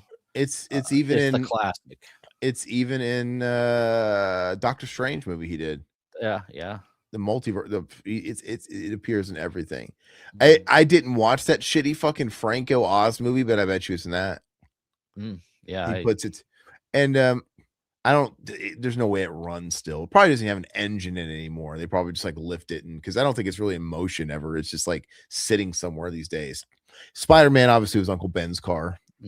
I think it was moving then, but yeah. Now she's more attractive. God, dude, that dude's head of hair, man. That Chad energy. Oh, he's definitely Chad, dude. And what's funny is like, I think this guy's hair, he influenced Home Improvement, dude. The fad that was coming. He's got Brad hair. 100%. Oh, he got the Brad, which I did watch that documentary. I talked about that last stream on Brad and well, I don't want to say poor Brad, but There's a documentary on Brad. Well, it's about child actors. It was on Oh. Disney, and they were going through all like the messed up child actors, and Brad was one of them that they were talking about. But why was he so messed up? Because he was a fuckhead that started drinking after the fact. Yeah. Well, he started he basically went off the rails after Home Improvement. Because okay, so there's two kinds of child actors. We're not going to count the ones that are actually success story, like Christian Bale is like a success story. Started off, and but The you know, Newsies, well, Tears of the Sun. Tears of the Sun, yeah.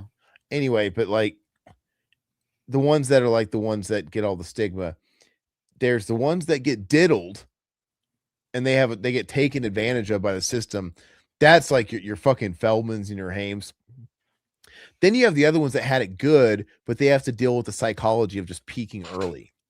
Well, and the fact that they lost their childhood, so they didn't go to school. They missed out on all that shit, and then so they don't know what to do with themselves. Yeah, they have like they're getting close, tutored on set and stuff. And they have 10 years of this family that in the schooling that well, it's not really schooling, but it feels like it. I mean, you got a TV family as you're growing up, and a real family. Yes. And it's like this two weird, like not natural ways of compartmentalizing your life. It's just like losing your brother at the age of 12 years old, or 15. That makes sense. Like if you're a kid, it is like a second family because it's a job. It's a job for the older kids. That's what the Michael J. Fox, the kid from Blank Check. I mean, he was Brian Bonzel. Yeah, he was talking about that. How him and Michael J. Fox were so close, and then he was like completely went off the rails after what Family Ties because of that. The fact that he lost Michael J. Fox. Yeah, he did it. Yeah,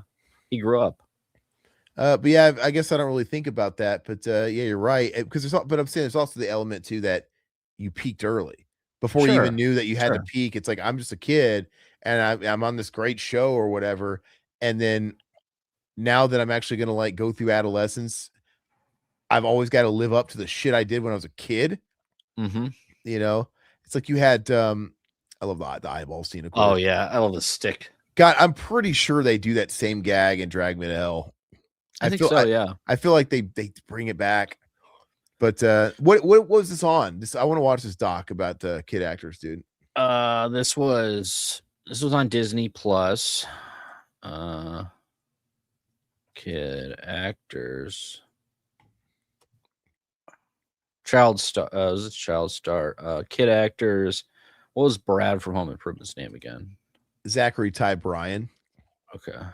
Yeah, I remember. Tony, I remember the car being in The Gift. I never saw Oz. Oz looked terrible, dude. I didn't want to watch that piece of crap.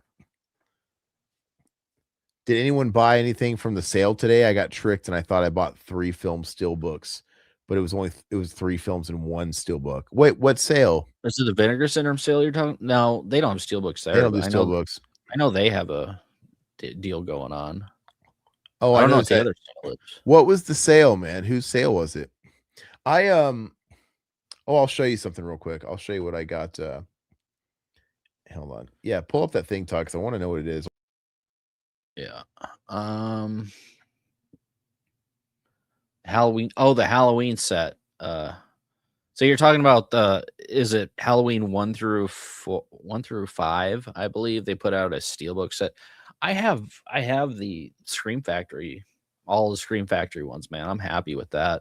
Like the hard boxes, and yeah, I'm not never upgrading it again just because I like the Scream Factory ones, man. I think they're great. But that steelbook set's just like the first 4 or 5 movies. It's not even the whole thing. First 5, yeah, or 4. And who put that out? Like that's not even like a US release. I don't know. I don't know who put that one out. Yeah, I'm not standing for that shit, dude. Of course, all the blue tubers are getting hard over that because they have content.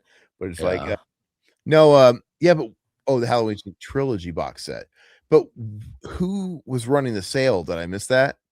Where did you get it? Is it just like it's probably a Memorial Day thing or what store front? No, here's what I got. So this finally came in the mail. I got my Dollars trilogy. Oh, okay.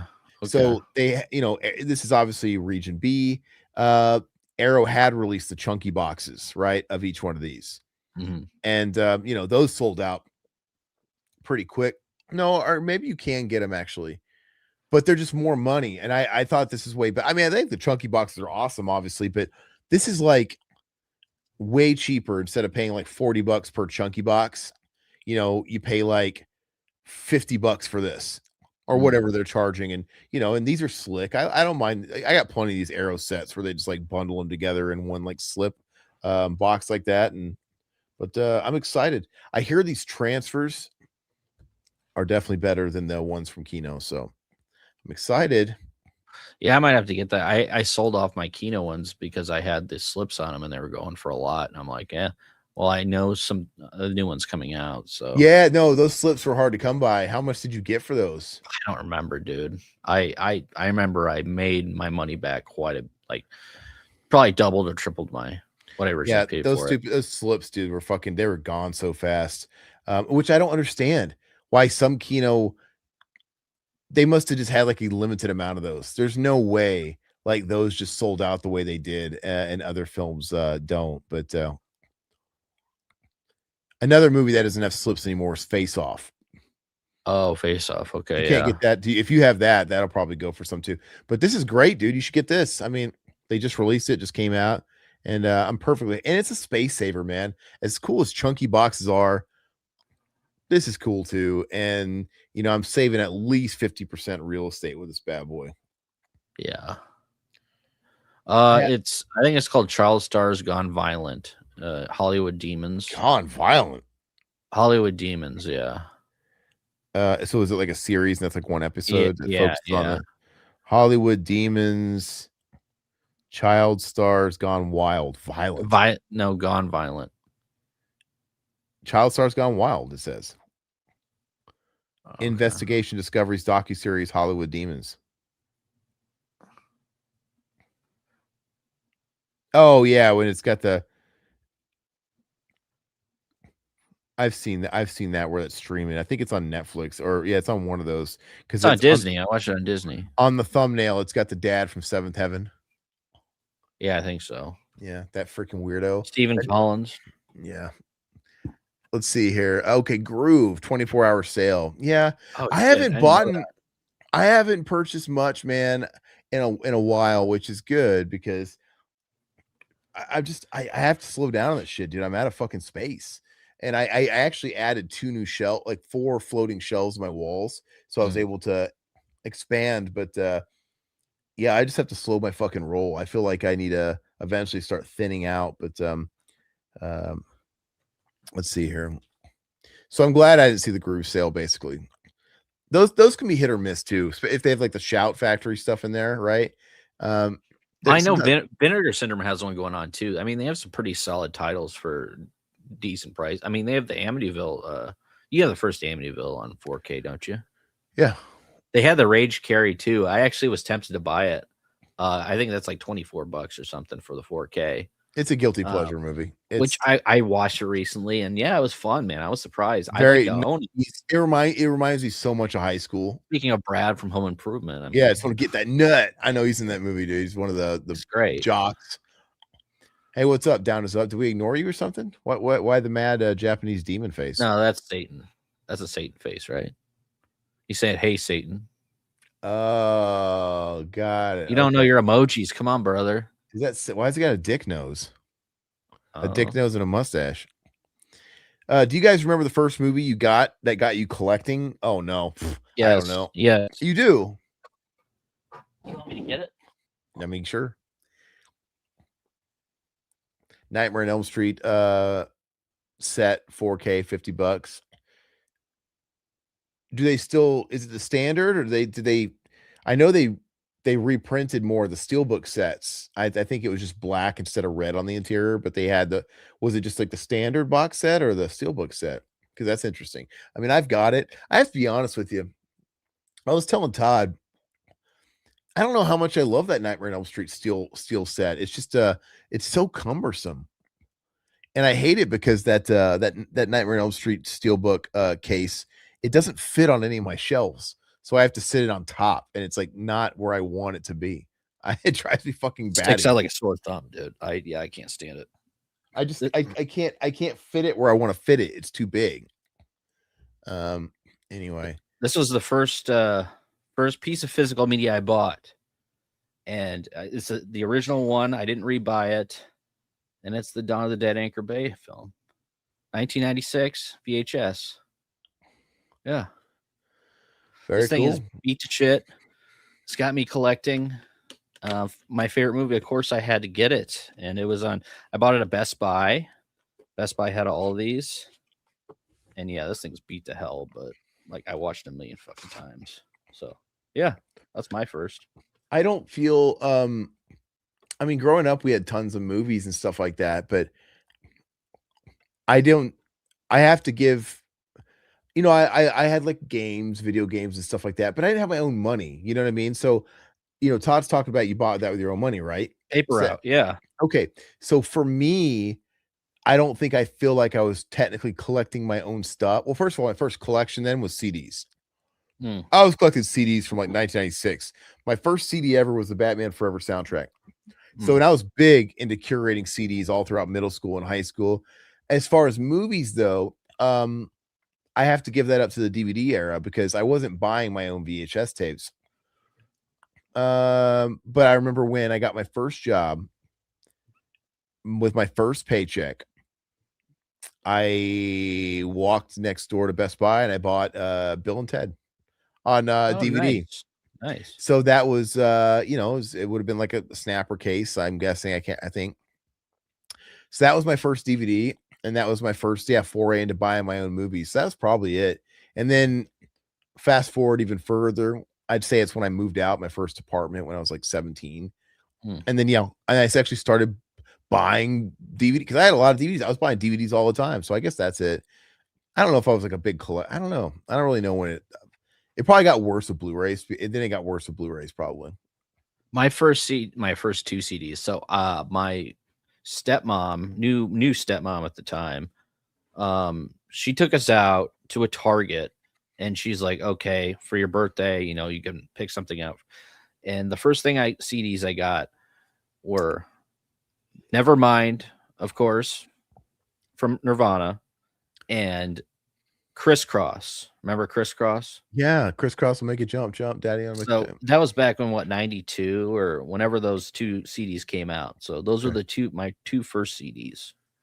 Well, I had cassettes before that first. So I did have a cassette, Arrested Development. So Batman Forever was my first CD soundtrack. But before that, I had my first cassette tape was Don't Be Cruel, Bobby Brown. Oh, that's a great Don't album. Be Cruel, Bobby Brown, Don't Be Cruel. And we're gonna do, this is a callback, the Ghostbusters 2 soundtrack, which also featured Bobby Brown heavily. Right. Okay. And I still to this day, God, first of all, I love Don't Be Cruel, but I love that Ghostbusters soundtrack, dude. It's so it destroys the Ghostbusters 1 soundtrack. I know Ghostbusters 1 has Huey Lewis and obviously has like the theme song, you know, Ray Parker Jr. The 2 soundtrack it's got the Bobby Brown tracks. It's got 2 Bobby Brown solo tracks. It's got a New Edition track with Bobby, and it's got an Elton John song. It's got an Oingo Boingo song I love, and it's got a Glenn Frey song. Oh, nice. Oh yeah, they play it in the movie, like when the ghosts are like running rampant in the city, all around the city, everywhere I go. Yeah, it's awesome. It's a great song. Anyway, and then it's got this awesome song, called Promised Land at the end of the record, and it's a guy by the name of James Taylor, but it's not the James Taylor, the folk singer. It's the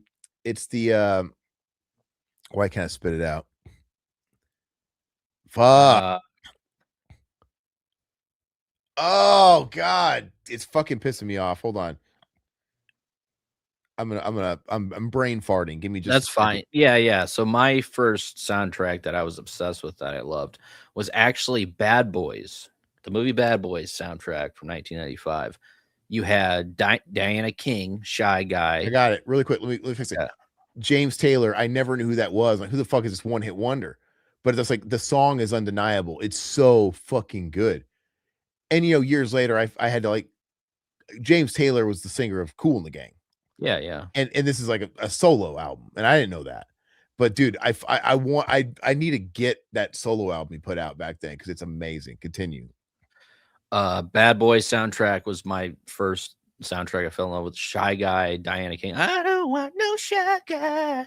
You know that song. You had Warren G on there, which I love Warren G, the G Funk era. I loved hip hop back in the day. You had, let's see, Tupac, Me Against the World. That's when Tupac was really big. We loved Tupac. John B and Babyface, dude. I love Babyface. Satan, you probably like Babyface too, I'm sure, because you said you were into like And nobody knows it but me. Great, dude. Then you also had do you have KMFDM on there? I believe. Yeah, I love KMFDM. Yeah, Juke Joint, Jezebel. That was the song. I was on the Mortal Kombat soundtrack too. You had Da Brat, dude, in Notorious Big. Yeah, Notorious Big. Remember Da Brat? Yeah, I remember Da Brat. Yeah, I love Da Brat. That's the kind of person that would be the musical guest on all that, dude. Yeah, dude, she was great, dude. I love Da Brat. But I mean, you had like a bunch of no name, but I loved it, dude. Man, I still listen to it to this day. So that was my start when I was like, I'm talking 3, dude. When I was 3 years old, I was walking around with a Sony Walkman listening to Don't Be Cruel, because Don't Be Cruel and the Ghostbusters soundtrack were like new albums at the time. Yeah. And that's what I was listening to. My dad wasn't around. He was like fucking in prison, dude. So I was listening to his music secondhand, like when I was like in kindergarten, 3, 4, 5. Like I remember when the Black Album was huge. Oh yeah, yeah. Like I remember in 1991, I remember us pulling up to stoplights and like every car next to us was also blasting the cassette.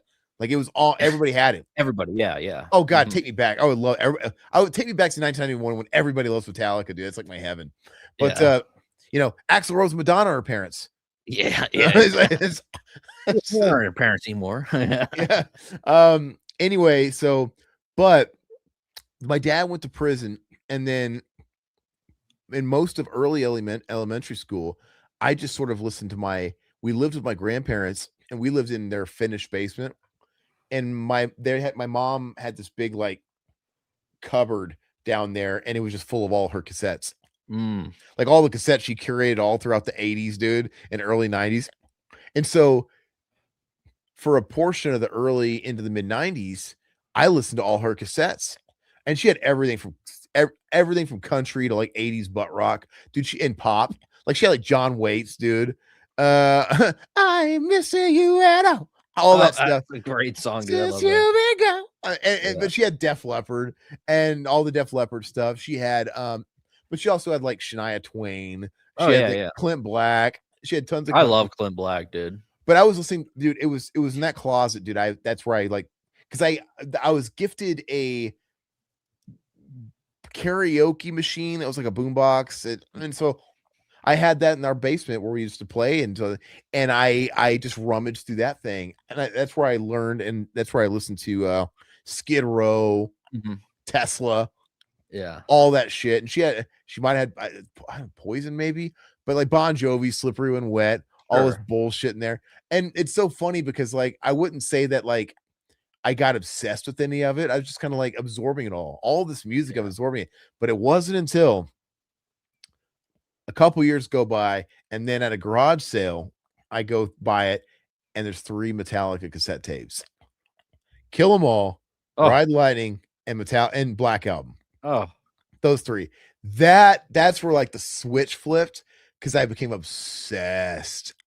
Like I liked all the other stuff. I could tap my foot to fucking whatever, Firehouse.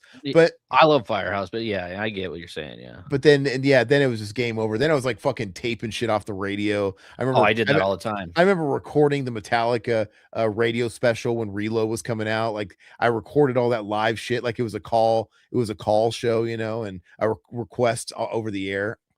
All that stuff, dude. We always used to record the top 5 at 9, dude, like the countdowns and shit like that. I even used to record the Casey Kasem thing on Sundays, dude, like the countdowns on my, then I go back and listen to it later, in the day. I used to make mixtapes for friends, which is kind of gay, it's like, but I would like record stuff on the radio because you couldn't afford to buy. Like I remember like when a new single came out from band, like I'd listen to the radio and wait for it to come on, and I would tape it. You edit it, you make your own playlist. It was just and all you had to do was put the tape over the little holes in the top, which I still don't really understand the technology. I just know. And what's so funny is like no one ever told me that's how you did it. I just tried it. And I'm sure that's how everybody did it. And I don't know why like I was possessed to try it, but it worked. It's like, oh, I could tape over it now. And I didn't actually get another CD. Well, it wasn't that long, actually.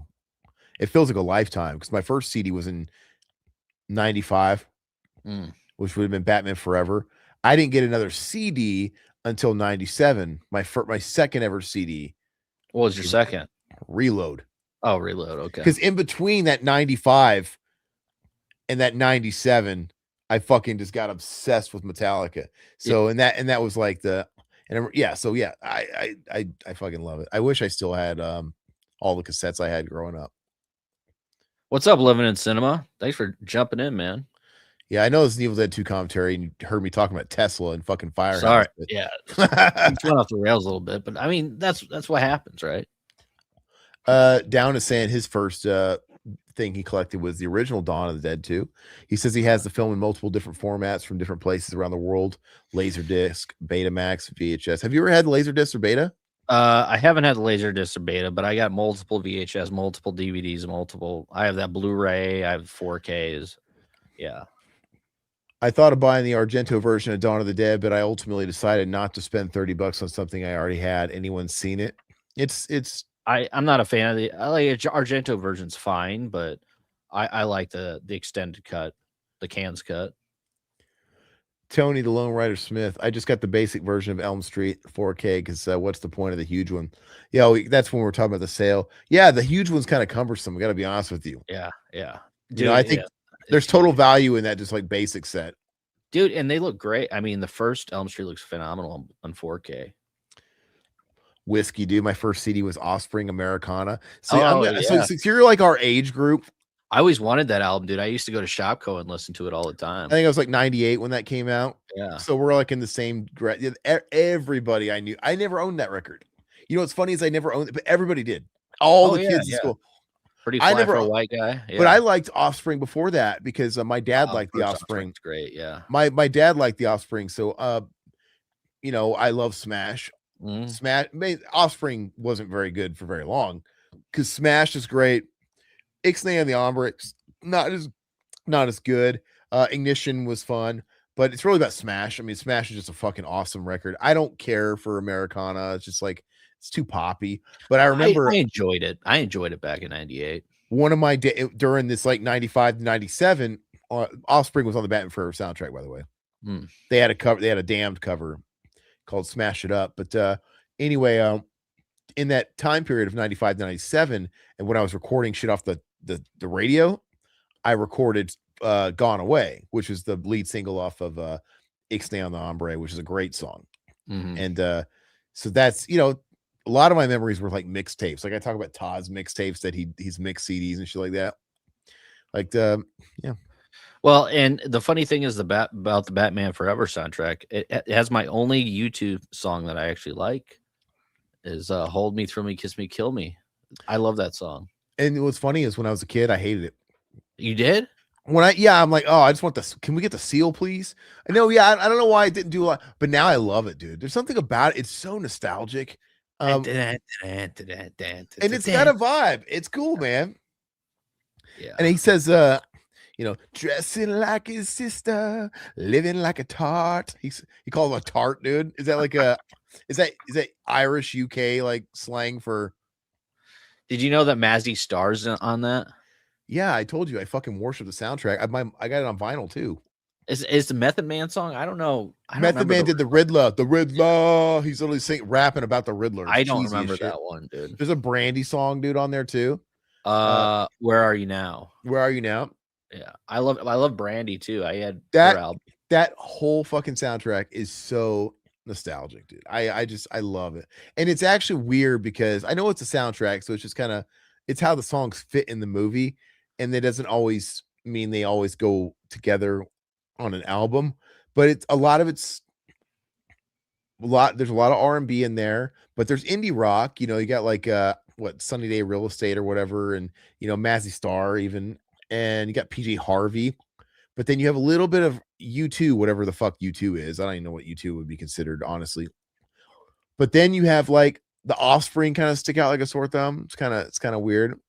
So it's a great soundtrack though. I don't know if it's as good as the Dumb and Dumber soundtrack. That's still one of my favorites. Never listened to the soundtrack. Oh yeah, with Crash Test Dummies, you have Deadite Dick, you have Butthole Surfers, you have all the 90s. It's all Green Jellies in that. Those soundtracks are all just like nostalgia. Like if I didn't never listen to the Batman Gigolo Ants, dude. Remember Gigolo Ants? No, I don't. Nobody does. Hey, where I find my heaven. Oh, that's who's saying that. Yeah. If I listened to the Batman Forever soundtrack today for the first time, I wouldn't give a shit about it. It's all just the connection now. Yeah. Argento Cut of Dawn is totally different, more heavily using the Goblin soundtrack and more gore, less exposition. Yeah, it's a lot darker tone than the original Dawn. Of course, the original is more of a comic book, and Argento is a little darker. But so you don't care for it at all? I mean, it's fine because it's Dawn of the Dead, but it's not my favorite. Satan, like the theatrical and the extended cans cut or whatever is my favorite. Satan, my first cassette, Guns N' Roses' Appetite for Destruction, changed my life. Great album. Great. See, and I had the Use Your Illusion cassette. I had Use Your Illusion 1 cassette. I didn't have 2. Oh, 2's great. That's why I've always got like an affinity for the first one, because I had that cassette growing up, and I never had the second one until later, you know. And then other cassettes that same garage sale where I found the Metallica records, I also picked up because they were so cheap. Poison, Flesh and Blood. Look what the cat dragged in. I don't even like Poison, but I'm like, I had them. I also got Screaming Trees, dude. Oh, Screaming Trees. Oh yeah. And Use Your Illusion was in there. But honestly, those didn't get an REM Automatic for the People. But those albums did not get they were overshadowed by the Metallicas. Like I just wasn't fucking listening to them nearly as much. Bobby Brown, dude. Real quick, this part. So the Henrietta creature effects became one of the movie's biggest production challenges. Ted Raimi spent hours inside heavily makeup monster prosthetics while filming in extremely uncomfortable conditions. Basically, he's sweating his ass off the whole time in that rubber suit. Oh yeah, dude, it looks like a pain in the ass. Look at the trees, dude. The roots, dude. That's cool. Now, that's gotta be just a costume, or dude? Like, what, they have like guys in there, dude? Oh, with the trees? Yeah. Oh yeah. I don't know. I'll have to look that up. Arcane, that's not a boring answer. Nothing Metallica is boring. But yeah, if it hits you right at the right time, Black Album, a few years earlier, would have been Appetite. I mean, these were like the biggest albums out. That's just always like, Don't Be Cruel, dude. What the fuck? I mean, Bobby Brown was hot. And I just happened to, I don't even know where I got that record, if I gotta be honest with you. No fucking clue where it came from. I remember I had remember 3T? They were Tito Jackson's kids, dude. No. Yeah, 3T? 3T. They were like, he had like 3 boys or something, and he put them in a song. And I love Michael Jackson, so I was like, oh, Tito Jackson's kids, they have their own pop album, and they had like one big hit, but they were called 3T. What about Immature, dude? Oh, I loved Immature, dude. Was that My Love? Do you That's not immature, is it? I will never lie again. I was thinking about Soul for Real. Soul for Real. Jeez, Yeah. dude. My first cassette was LL Cool J walking with the Panther along with Bon Jovi's debut, Slippery When Wet. Nice. LL Cool J, dude. I love LL Cool J, man. Mr. Smith. My first soundtrack was Willy Wonka and the Chocolate Factory. I still love that film. That's the a original great, Willy Wonka. yeah, that's a great soundtrack. Yeah, I don't know if I said hi to you. What's up, Living in Cinema? How you doing, brother? I need Good to a have beer. you. I see why we get along so. Yeah, did you ever hear New Edition? That's where, yeah, dude. Oh, yeah. I had knew- New Edition. Yeah, I'm telling you, New Edition was on the Ghostbusters 2 soundtrack as well. Older, but New Edition's fucking great, dude. Candy Girl. They were kind of like Bobby Brown was like Little Michael. It was almost like a Jackson vibe, kind of vibe to him. I used to go to, so they used to have Blockbuster Music. Do you remember Blockbuster Music? Yeah. Yeah, I used to go there all the time because you can take your CD up, like it wasn't opened. You take it to like a listening booth, and then you have a guy, you just hand him the CD, he would cut it open, and then he would put the CD in for you, put your headphones on, and you could sit there and listen to the whole album. And then afterwards, he was like, okay, do you want to buy the CD? And I'm like, no. He's like, get the hell out of here. Yeah. So basically they open CDs, and then like if you didn't want to buy the CD, they just like put it in a piece of plastic and put it back on the shelf. But it was crazy that they used to do that stuff, man, because I was like, what, a 10-year-old kid? They know I didn't have any money, but I used to like bring up like stacks of CDs, just sit there and listen to for hours. I used to listen to Too Short all the time, dude. Like, remember Too Short? Yeah.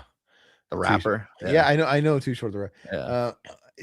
But then eventually they had the thing where it was almost like a kiosk and you could just like digital. Yeah, that's the answer to that. Tony, this commentary doesn't have much to do with Evil Dead 2, and I love it. Well, you might be the only one. We'll probably piss some people off. We're just kind of, hey, I've been going through the facts. Yeah. Let's see here. So, hey, Down is Up appreciates it. Yeah, Down 5-man acoustical jam Tesla. I love it, dude. It's amazing album. I think Tesla's fantastic. Yeah, I like Tesla. I like Tesla. I'm a huge Mr. Big fan. Like, I still need to get into Mr. Big. It's embarrassing how big of a Mr. Big fan I am. Like, in the States, they're kind of like considered almost like a one-hit wonder.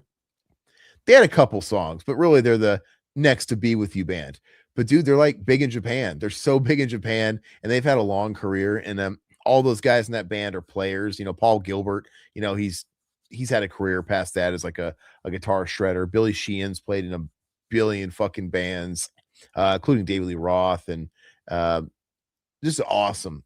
I love Eric Martin, but great band. And then to me, Tesla's kind of like that, because Tesla's not like Poison, like really kind of fruity fucking, you know what I mean? Poison's like super glammy.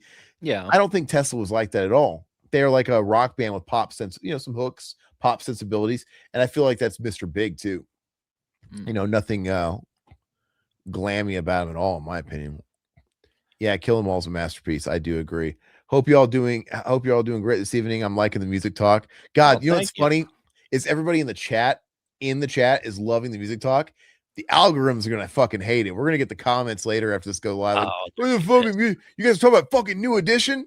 Yeah, you talk about Bobby Brown all night. Okay, let's make them happy real quick. The dancing dead-eyed corpse effect. Okay, how they did it. A combination of stop motion, reverse photography, wire work, and hidden cuts. I like Mark II Henrietta. I guess we Mark III Henrietta. This thing looks like a monster out of Mighty Morphin Power Rangers. Oh, God, man. That Rita would make grow, dude. The giant fighting a Zord, dude. I love it, man. Yeah, it's fucking sick. How come they've never had like a life-size like Spirit Halloween of that? Oh, dude, that'd be cool. I don't know if it's big enough. They have that Alien Spirit Halloween thing that basically, I think that's sold out. Like everybody's like flipping that shit on eBay. Oh, like the giant one, like $500 one. The giant, yeah, that's going for thousands. Getting flipped. I said that to you. I didn't know if you're gonna buy that or not, but where am I gonna put it? I wish. I'm like, Yeah.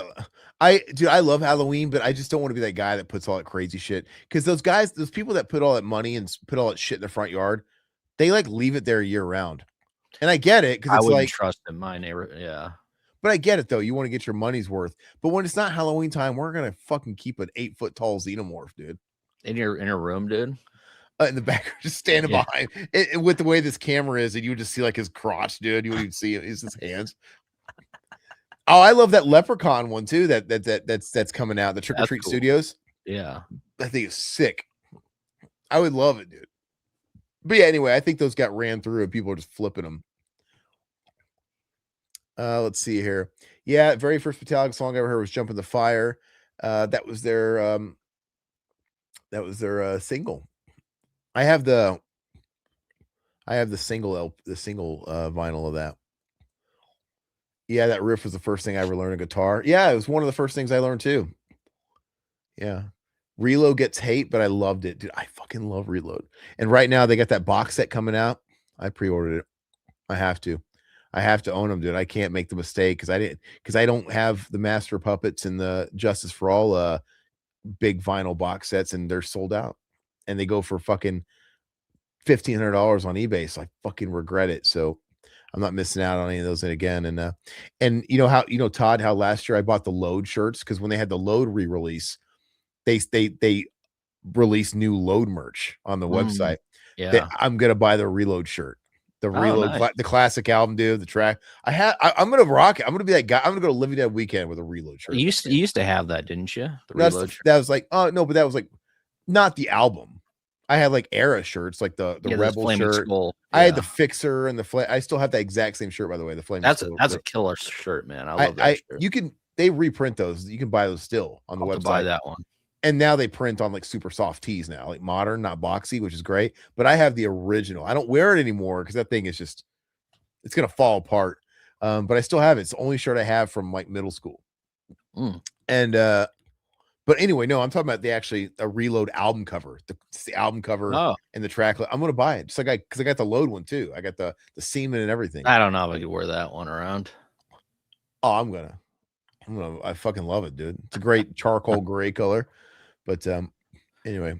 Real quick, the groovy line from Ash was not intended to become Ash's catchphrase.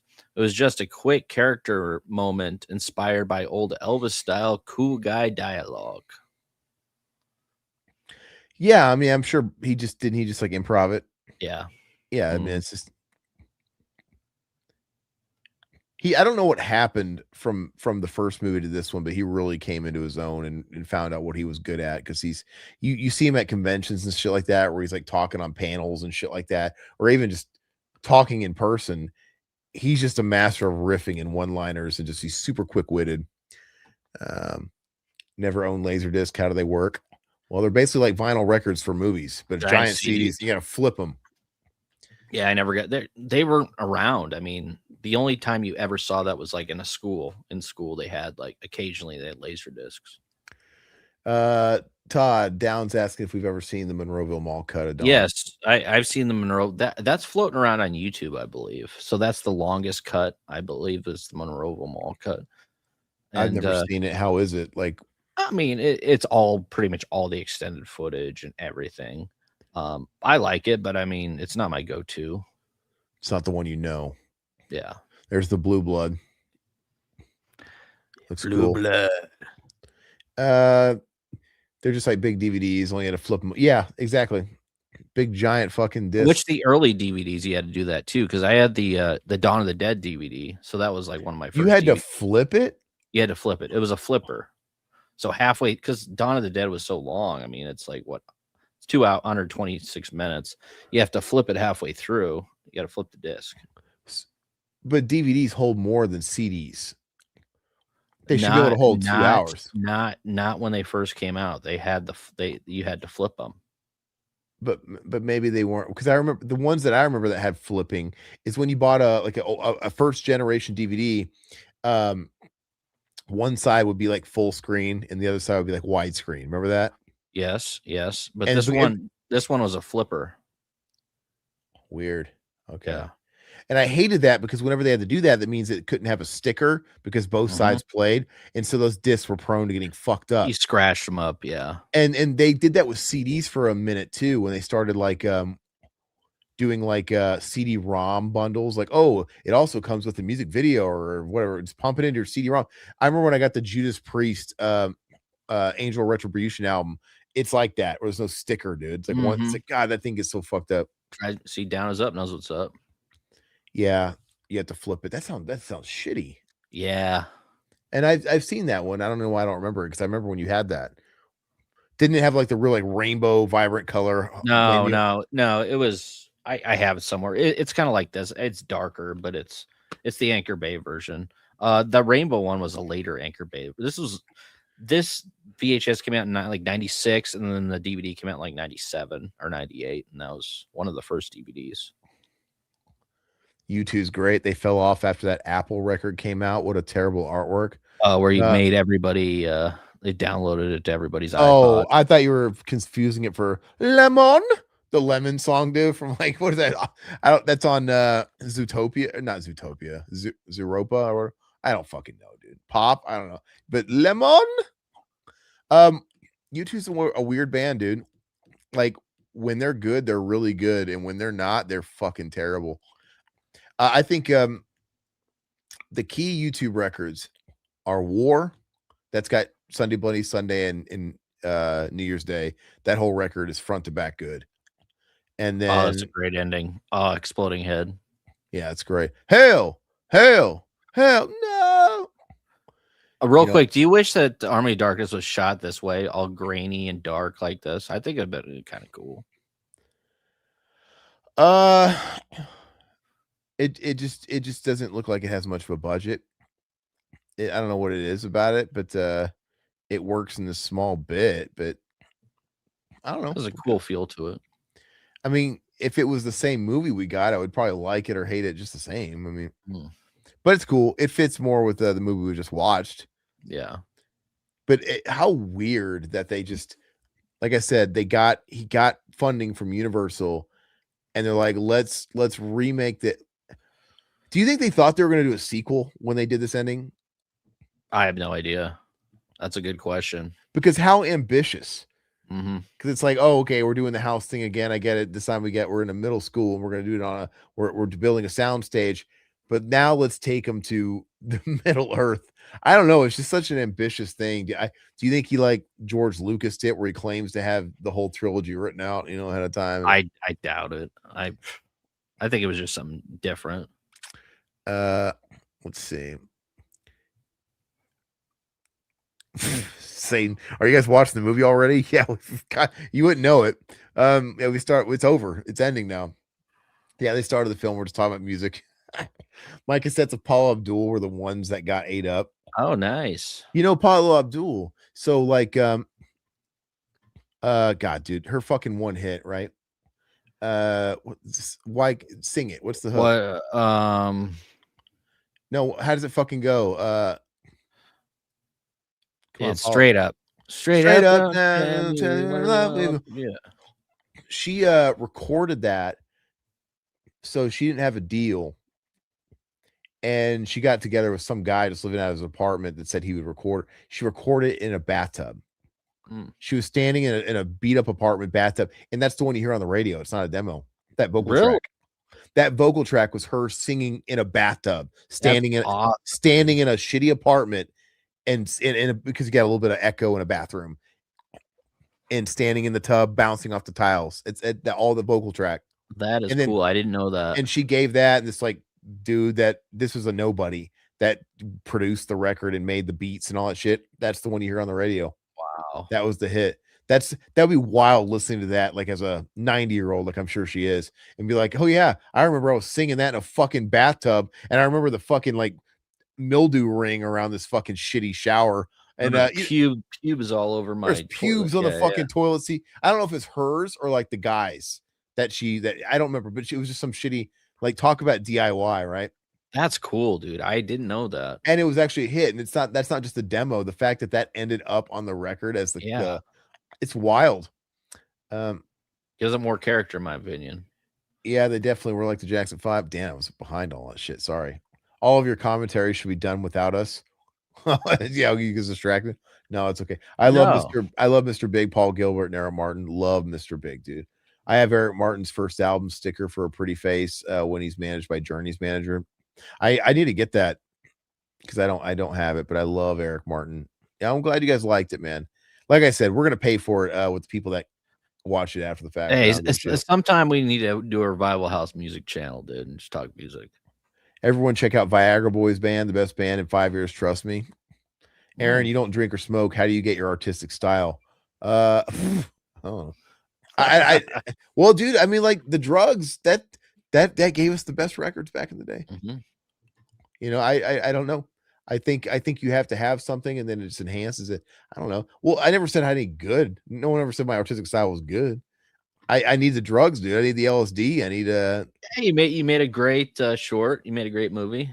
I don't know. I don't need it. I'm like Gene Simmons. Gene Simmons is sober. I don't even know if Gene Simmons is that artistically inclined. He just loves pussy and he he's theatrical, right? He's a demon spitting fire and blood. But I'm the Gene Simmons of this outfit. Yeah, I still have the original Anchor Bay Dawn. Yeah, okay, well, then Touch the Hand of God. That came out in 95. I'm just gonna skim what we got here. Sorry, I missed it. Yeah, that video for YouTube is really weird. Disturb the Sickness. Okay, you and Todd can go fucking. I like that album. I still listen to that. Remember that time when David Draymond was in the middle of singing a song in a studio, and then his mom came in the studio while he was recording it, started beating the shit out of him. That was epic. I can't believe she would do that to her boy recording his major label debut. Yeah, she knew how much that meant to him. This is a big moment for her son. It's sad that they don't play that part on the radio. It's only on the CD. Cringe, dude.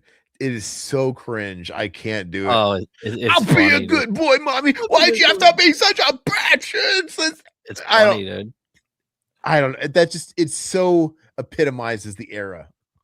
Like trauma, mommy issues, daddy issues, and obviously Korn kind of started that and stuff like that. Yeah. Satan Disturbed sucks, but Down with the Sickness is great, and Sound of Silence is great. Straight Up Now Tell Me, yeah, I know. Yep. It's right. She was a Laker girl. Oh, really? I do remember that. Living in Cinema, I always love the synth bass and Straight Up. It sounds like it was made on a Sega Genesis sound chip. That's the great thing about the era in Bobby Brown, the whole New Jack Swing. The whole New Jack Swing that came out from Bobby Brown, all that stuff, all that kind of shit here, like on Fresh Prince. That was Tony was New Jack Swing, dude.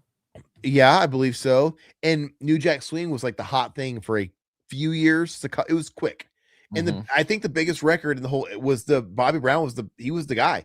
He was the pioneer of it, where it was like R&B and you always had to throw in like the rap bridge where he would always do that. He would sing and he would like rap in the breakdown. And Bobby Brown wasn't like a great rapper, but it was so popular, for as innovative as Michael Jackson was. He kind of trend hops, obviously it's like Thriller came out. He was kind of mixing rock styles. He's working with guys from Toto and obviously Eddie Van Halen's hot. Let's get him on there. He always mixed a bunch of styles. By the time Dangerous comes out, New Jack Swing was the hot shit at the time. So Dangerous is a New Jack Swing album. Yeah. You listen to Keep It in the Closet, all that shit. It's New Jack Swing. And speaking of Sega Genesis, you know how all the story about Michael Jackson composed Sonic 3. Yeah, yeah. It literally, dude, fucking Michael Jackson's music sounds like fucking Sega the Genesis Sonic the Hedgehog music sometimes. And there's songs on that Ghostbusters 2 soundtrack that literally sound like Sonic the Hedgehog to me. That's great. It's got these sound effects and shit. It's like straight out of Sonic the Hedgehog. And it's great. And I love it. Yeah, I like New Jack Swing. Yeah, we're just having fun. Sound of Silence is trash. They used to be great, but the late albums don't work for me. What did Paula Abdul mean by, or am I just a page in your history? Probably someone that fucked her. I don't know. And then didn't call back. I don't know. One to none it. I don't know. I never actually listened to the lyrics as a chorus. Anyway. Well, this is fun, guys. Yes. Yeah, sometimes we go off the rails a little bit. It happens. Yeah. You could tell we're repressing our fucking music love because we got tons of music I want to talk about. Dude, and I feel like it's happening more and more lately where I'm like, fuck, Alpha comes on and it goes into like we talked new metal. it sneaks out, dude. Like I just want to. We don't have the time to devote to a music channel. No, well, we've been around for what, since 2011, and we've been talking about movies this whole time. It's like we would like talking music too. And if you guys are newer, I mean, I don't know if you guys have gone on the channel and actually went back in time.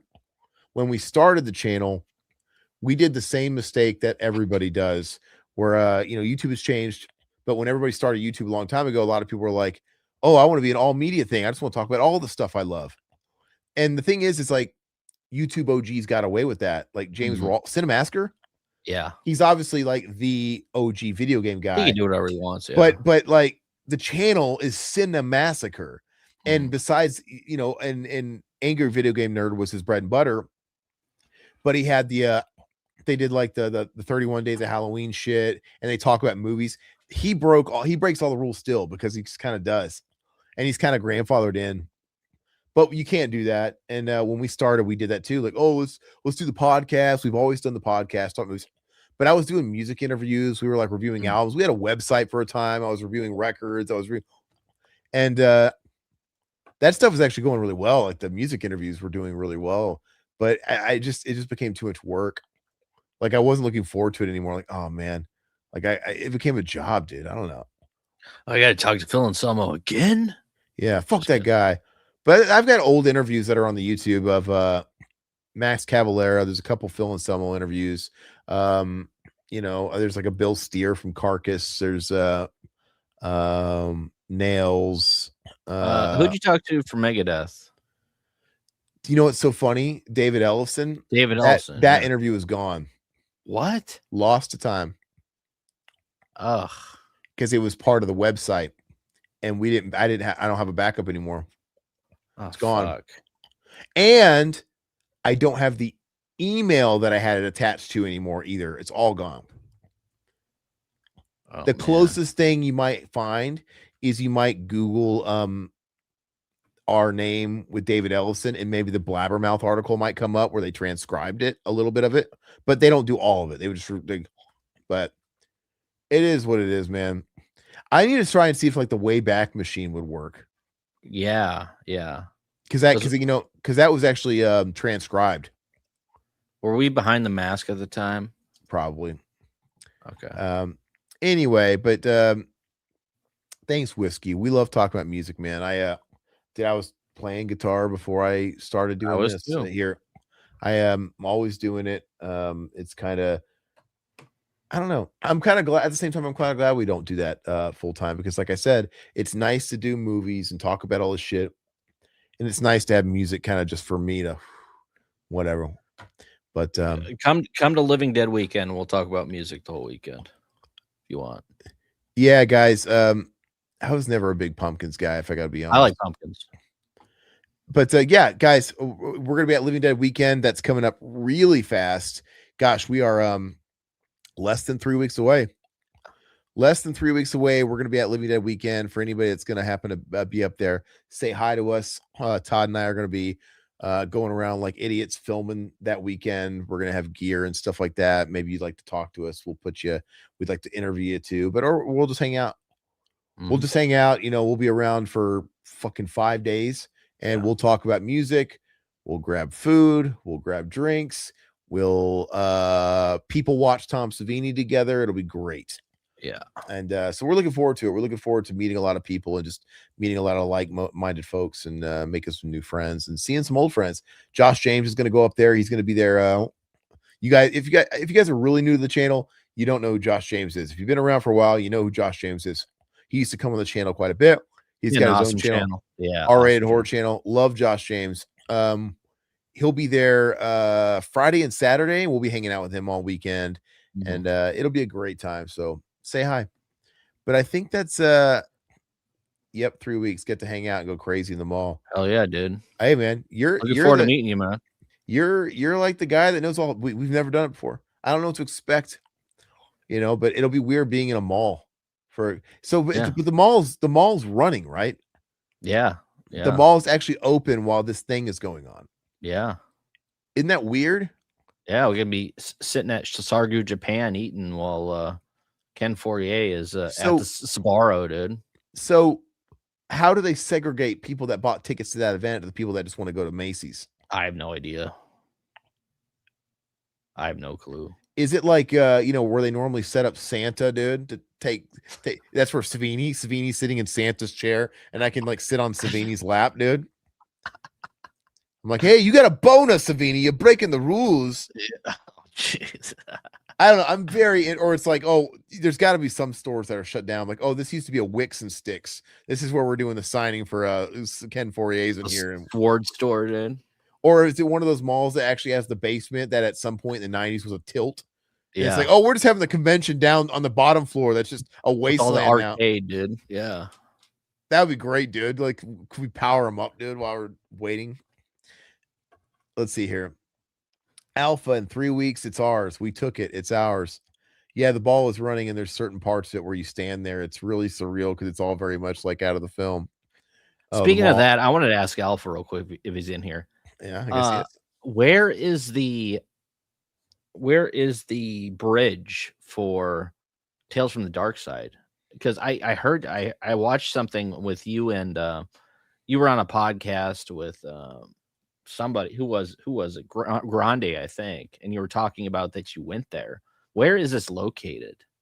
Did you know that was in Pittsburgh or whatever, Aaron? The Tales from the Dark Side bridge in the beginning. Yeah. It makes sense. It would be that.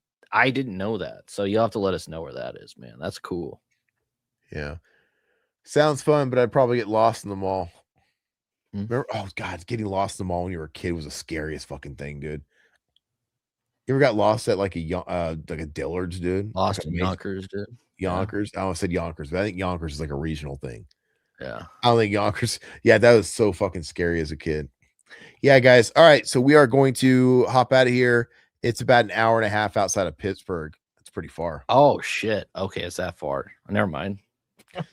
We're gonna get there and be like, all right, there we go. Gas is too expensive. Click, take a picture and leave, dude. Yeah. Now it'd be different if it was the Black Sabbath house. Yeah, sure. Because like when people go to Birmingham and stuff like that, I would travel hours to see that. Yeah. Go to the country, and then now it's like, you gotta like jump a fence or whatever now and go. I would absolutely do it. I would make the pilgrimage. It'd be a whole day trip.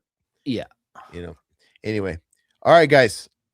Adios. We will see you Wednesday. I don't know what we're doing Wednesday. I've lost count. I know next Friday we're doing Friday Night the Morgue, of course, with Alpha. Speaking of Grande, we got Grande's Graveyard coming on, and we're going to be doing the latest issue. I guess that's officially been decided. Yes. Is that okay with you, Alpha? I didn't even know. Like, is that cool with you? But I guess we're going to do the Obsession. I'm going to go see it this weekend. There's no pressure if you don't want to see it, dude. I told him that. I was like, there's no pressure. I mean, like, I feel bad for telling him to watch these new movies because he's not really a fan of some of these new movies. Because we don't have to. That's not going to be the expectation. Yeah. Anyway.